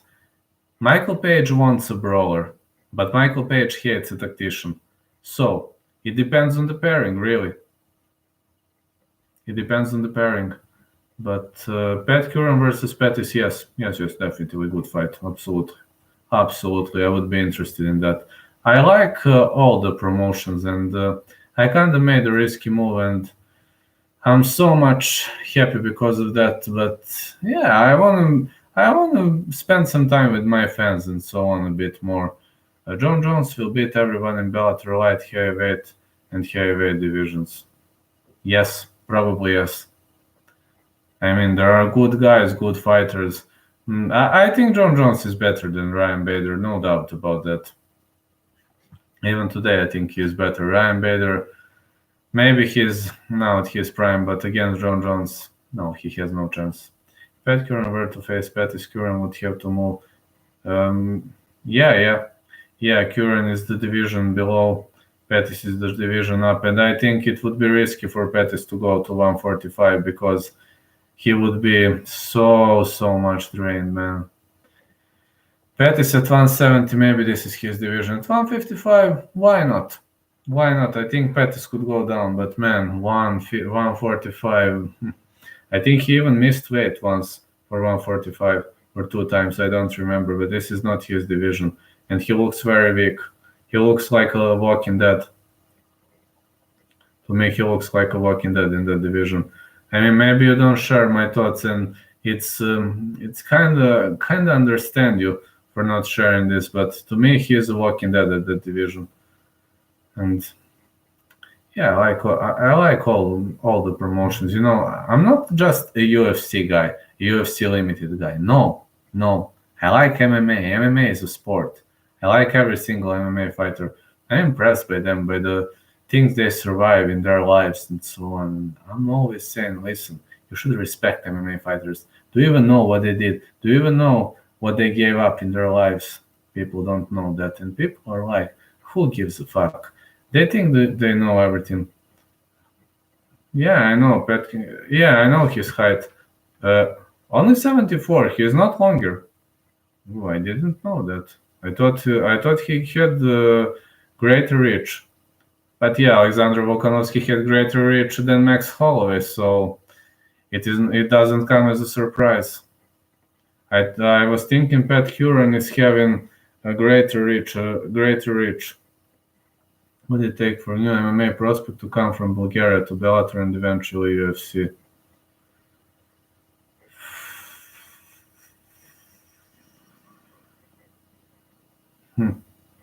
I really don't know.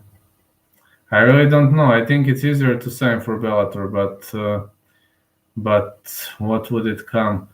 FFC, this is not good promotion for the UFC. This is not a good promotion for Cage Warriors. This is not a good promotion for others. I think our local promotions are fucked, to be honest. KSW, but you should reach there, Someone needs to see you to go to Confrontacias, to Kvalki or Cage Warriors, and someone needs to see you. And I don't know if some agents, are watching these promotions and so on. Yeah, Bulgarian guys mostly know English. Yeah, make him promotable. Yeah, Kendall, you're right. I see you're an amazing fan of this sport. Yeah, it makes sense, absolutely. Make him promotable. Bulgarian guys mostly know English. If you watched Blago Ivanov's interviews and so on, I don't know about other guys that much, but Bulgarian guys mostly know English. And do you think Demetrius Johnson can beat Henry Cejudo in a rematch? Yes, he can. Because Henry Cejudo was an amazing fighter before he started clowning. And when he challenged Weili Zhang for interracial title and so on, and after he won Marlon Moraes, he was like, "Oh, I'm Big Henry, I'm big guy, I'm big guy, I'm big guy." If you go too high, you fall too low. High, low. This is Cejudo. Demetrius Johnson, on the other side, he was always fighting, talking, thinking of fighting. He has never lost passion for the sport. At the moment, I think Demetrius Johnson is at a better position. Yeah, he can beat him, but Demetrius Johnson is far from UFC. He's now at one fighting championship, and unfortunately for him, this could end. This could not. This rematch will probably never happen. But yeah, I'd vouch for Demetrius Johnson. But making a Bulgarian guy promotable, yes, it should be good. And a good promotion is required. In Serbia there is one big problem. I'll just open up about this. In Serbia, people think I'm insane. They're like, "Oh, look at this moron. He's writing MMA. He's speaking MMA. He's an MMA guy. He's so on." In Bulgaria, people are like, "All right, you do whatever you want." This is the reason why I love Bulgaria, why I wear this hat, why I wear this. I have both roots. But in Bulgaria, people are 10 times better when it comes to MMA. In Serbia, they're so narrow-minded. But generally... But yeah, what did Kendall wrote? Same reach as Charles Zonin. Yeah, I know Charles Zonin is 74. I know that.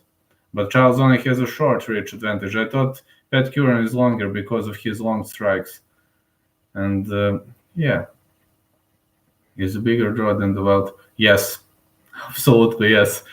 I don't know whether it brought more pay-per-views. I'm not much into that statistics at the moment, but I think it's a lot bigger draw than that. Yes, that belt between Jorge Masvidal and Nate Diaz. So, hey guys, I have one question. BMF belt was on the line. Which would be the next belt? I mean, not BMF. You understand what am I asking, right? Do you have some ideas? I mean, BMF belt, there are many other tricks, right? There are many other belts. I mean, we are coming to the era of different belts, maybe.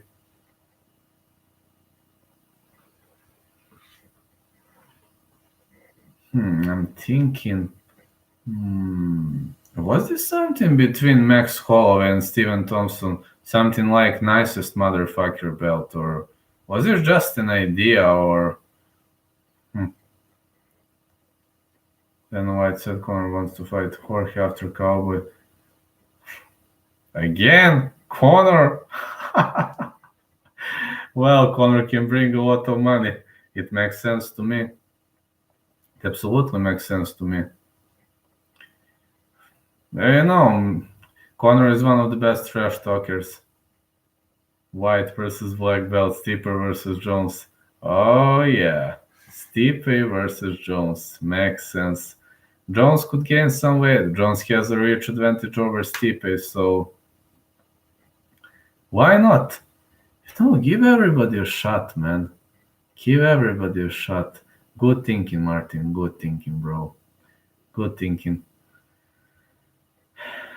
I just hope Bulgaria is going to have another guy in the UFC because they really need it. It's a great country, definitely great. Stephen Thompson, yeah, I know that. Thank you, Kendall. Do you think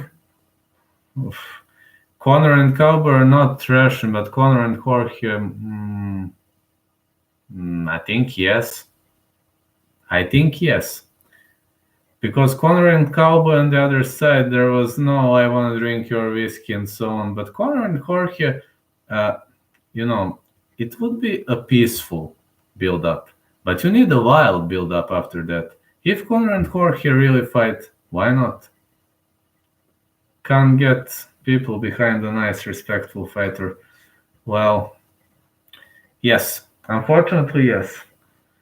Respectful fighter and doesn't bring a lot of to the promotion. You know, Khabib and Dustin, there was a lot of respect between the two of them. And yes, unfortunately, you're right about that. Despite I hate trash talking and so on, it doesn't bring views. You're right about that. I can argue as much as I want, but you are right about that. Despite I honestly hate trash talkers, it brings money, it brings people, it brings everybody into the world. Yeah, I know that. Yeah, he disrespected him, and Conor remembers like an elephant. You know, Conor is like an elephant. He never forgets, and of course, he will fire back for that. Knowing Conor, he has never lost his compass. He always knows who trashed him, why he trashed him, what did he say to him, and so on. So yeah, I think Conor would use that opportunity. Conor would find something. It's just Conor McGregor, you know. It's just Conor McGregor, especially the guy who likes to trash talk people and absolutely, definitively, definitely one of the things that skyrocketed him in the world of mixed martial arts is, I believe, when he trash talked the whole country of Brazil and when he was building up the fight for Jose Aldo. The political motherfucking bell. So like right leaning Colby versus a left leaning Woodley.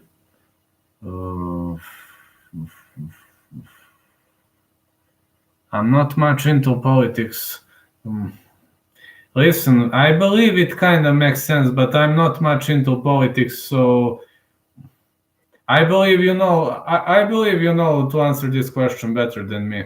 I believe it makes sense for me, but I'm not much into politics, even in my home country. So, I like the idea, but I don't know. Yeah, but I like the idea, Kendall.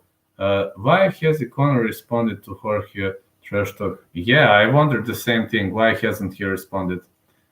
Yeah, I wonder why hasn't he responded.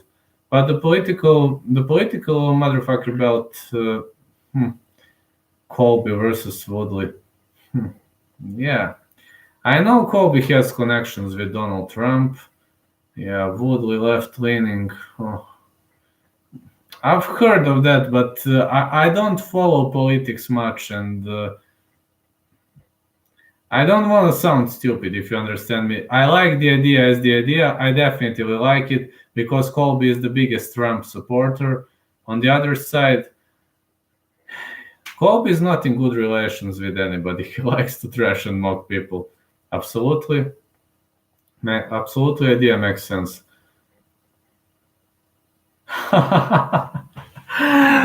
The same draw. Well, probably not. But Donald Trump appeared at Colby's fight, so he's a friend of Donald. He pictured in White House. The two are the friends. But I did, when politics gets into a sport, it can skyrocket it.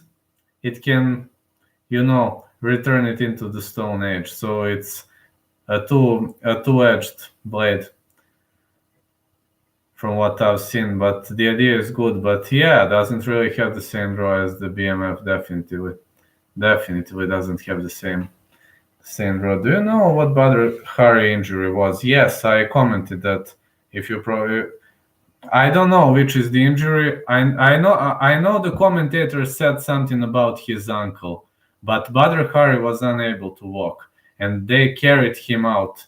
And I was like, no, unfortunately, I don't know which one is injury, but I was so much disgusted when I saw that. They were carrying him out of the octagon. He was unable to stand up. Hope JDS KOs Lewis again in the rematch. Me too. Me too. Because, yeah, he has to carry him. He defeated Ivanov and unfairly defeated him. He has to knock him out. I hate everybody who defeat him in an unfair way. Lewis didn't deserve that win. And of course he didn't deserve that win. He was not better. He was not better. Yeah, I am from Sofia. Ivanov is from Sofia, but he was not better. I vouch he was not better. And I will keep telling that until the rest of my life. I watched the whole bout. Ivanov was better. The old UFC belt design is better than new design. Yes, absolutely yes. Definitely agree about the new design. I pretty much think it sucks.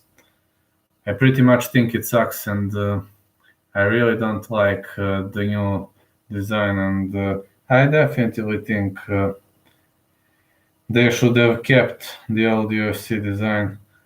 I definitely like to see it 1-2 years later. Sorry, 1-2 years earlier. I definitely like if it happened in some different era, if it was pretty much different. Because the old UFC design, it had soul, but now we have states, we have countries, we have Dana White sparing money. No, you're right. When I see it was unveiled, I was like, oh no, I don't like this. I definitely don't like this. It's not something I like. It's not something I enjoy. It's definitely not something I enjoy about the old UFC belts.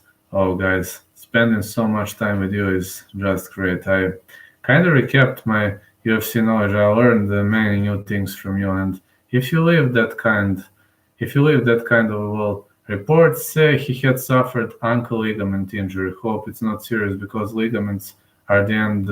Yes. Well, yeah, I understand you.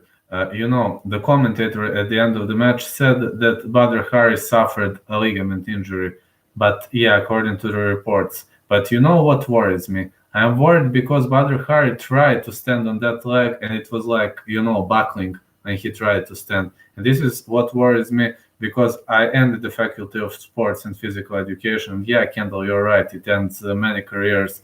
So, yeah, it could be a big problem. Tony Ferguson is a real lightweight champion. He never released the belt. He was striped because he tripped over a cord and got injured.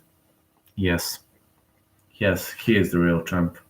I agree, he is the real champ. He was interim guy, and yes, unfortunately, UFC was very, very unfair according to Tony Ferguson. They were so much unfair towards him. Tony Ferguson, he is the guy who deserves it. I think so. Yes. Yes, he harmed the last two guys, the last two bouts. Yes, I think so. Do you think otherwise? I mean, I don't see why he wouldn't be. I think he is. He's fighting still well. Yeah, he had that incident, when he was seeing ghosts at when his wife, filed a complaint and so on. But I think it's behind him. I think crises are normal. I mean, you're an MMA guy, and it's kind of normal. I think it's behind him. Correct me if I'm wrong, but I mean, Tony is a beast. I watch his training sessions from time to time. Follow him on Instagram, on Twitter. It's intriguing. Tony is a guy who wants to brawl. Tony is a guy who enjoys everything related to training. Definitely, that's it. I think he still is. About me, this is just my thoughts, but he would be a great guy. I can't wait for Tony. Simply can't wait for Tony to return to the octagon. Yeah, I know. How do you mean suffers? I think he suffered. Did he got through that? Yeah, but I think he got through that. I was thinking he still suffers, or what happened to the George Burnett bout? As long as I know, it is not rescheduled. I haven't found an article. Maybe it is, but I haven't found an article. But yeah, it was, man, it was delayed so much.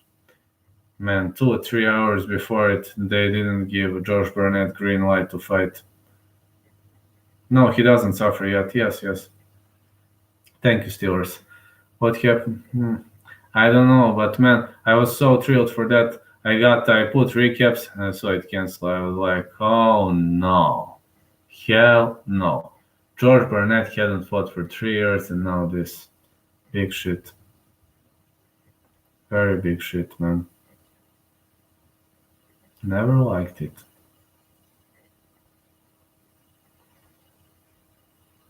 What do you mean by that? Can you explain this, Kendall?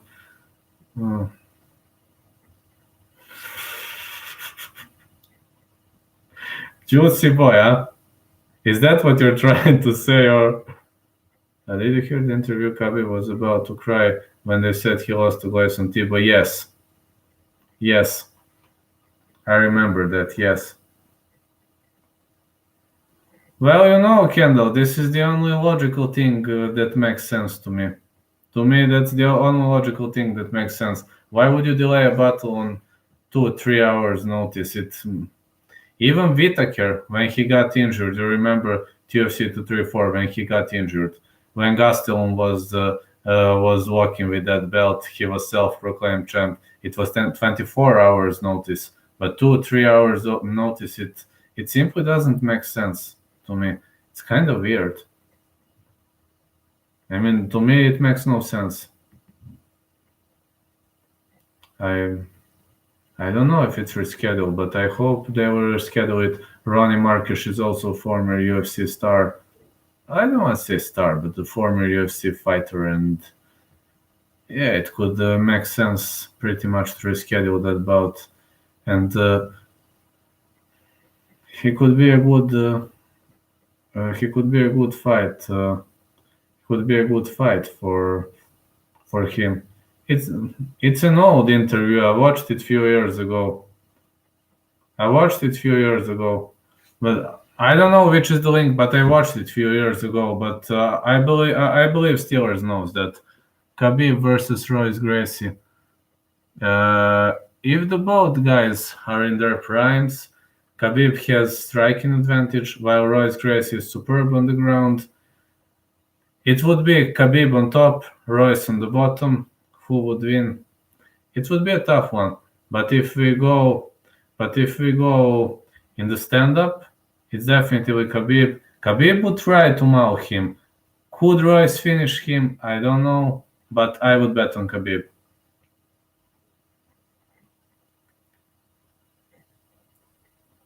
I would bet on Khabib, definitely. About that interview, I watched a few years ago, so I really don't know the link, but I know what is Steelers thinking on, and I think it should have been at least a split decision. Unanimous. I don't think he was that dominant, and they were. I don't want to undermine Tibau, but he has never fought for the title. He was a good fighter, but he has never fought for the title, and it was kind of weird at that. I'm closing in. 1 minute and 30 seconds more. I'll be with you because I've never spent 2 hours with my lovely fans. Thank you so much for this. I'm so glad you were all here. Thank you so much for this respect you showed me. Let me answer this question. Kabir would have done great back in the UFC old days in the 90s. Yes, absolutely yes. It's the end of the UFC decade. What's your favorite moment in it? In this decade, my favorite moment in this decade, the entrance of Blago Ivanov to the world of UFC. Definitely the entrance of Blago Ivanov. Long live Bulgaria. Yeah, long live Bulgaria. The entrance of Blago Ivanov. You see this? And you see this. And you see this. So yeah, the entrance of Blago Ivanov. Bulgaria finally has a UFC fighter. This is for me. You asked me for my opinion. So for me, this. For you? No, I'm honest. No, this is not a joke. This is not a joke. Wait, hold on a second.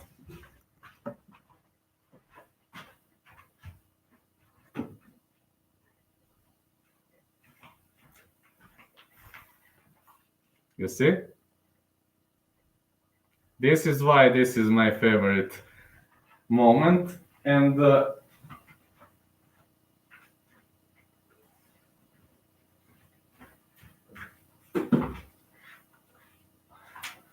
whenever next time Blago Ivanov fights, I will wave with this. You know, if I comment, I'm waving like this. And I hope he's gonna bounce back with that win.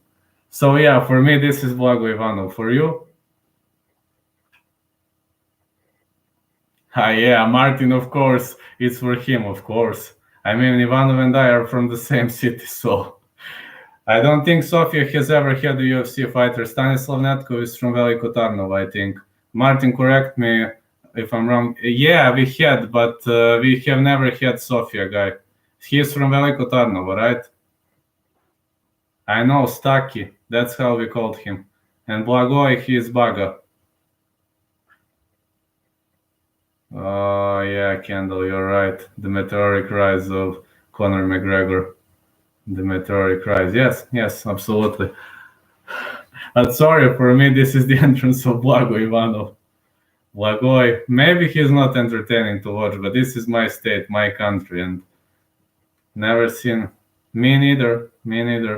Absolutely. And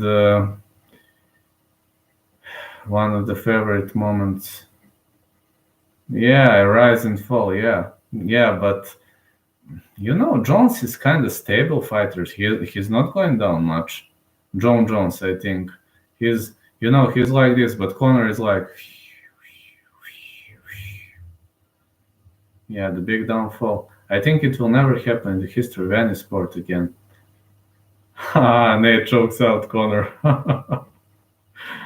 Well, I think this was the beginning of the end. Yeah, I think this was the beginning of the end, and the later he fought Kabir didn't win. This was the beginning of the end because Stipe KOs DC.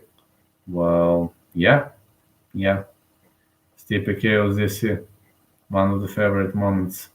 Also, you know, I never think DC is a better fighter than Stipe. So, yeah. Stipe, I think he's a real heavyweight champ. I think it was a lucky shot, their first fight and that clinch KO. I mean, they were in the clinch and just this, Stipe goes down. I think it was a lucky shot. Cormier is smaller and yeah, it was a lucky shot. Definitely, I think it was a lucky shot, and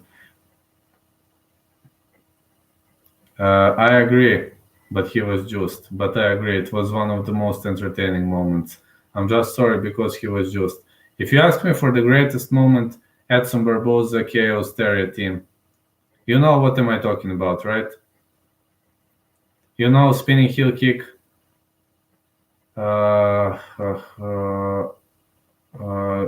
Hold on a second. I will tell you because I have to travel, and after New Year I will. Hold on a second to see the schedule. Sorry. 1, 2, 3.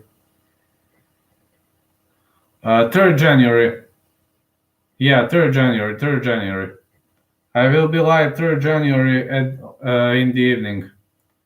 Yeah, I promise you that. So all of you, 3rd January in the evening, because I have to travel, have to go home, so on. I will follow Rising. And listen, if PFL is going, if accidentally going on Fight Channel, I will broadcast. But if not, on 3rd January, I will be live, I promise, because during the week I have some obligation. And you know, I'm learning Photoshop, web design, so on. But yeah, KO the opponent instantly. If PFL has, I will broadcast. If no, it will be New Year. I'm not going anywhere. It's kind of boring to me. But if no, on 3rd January in the evening, I will just to see. Hold on a second, just to see which is that day. There is no event. Hold on. It's next Friday evening. I will go live next Friday evening. Yeah.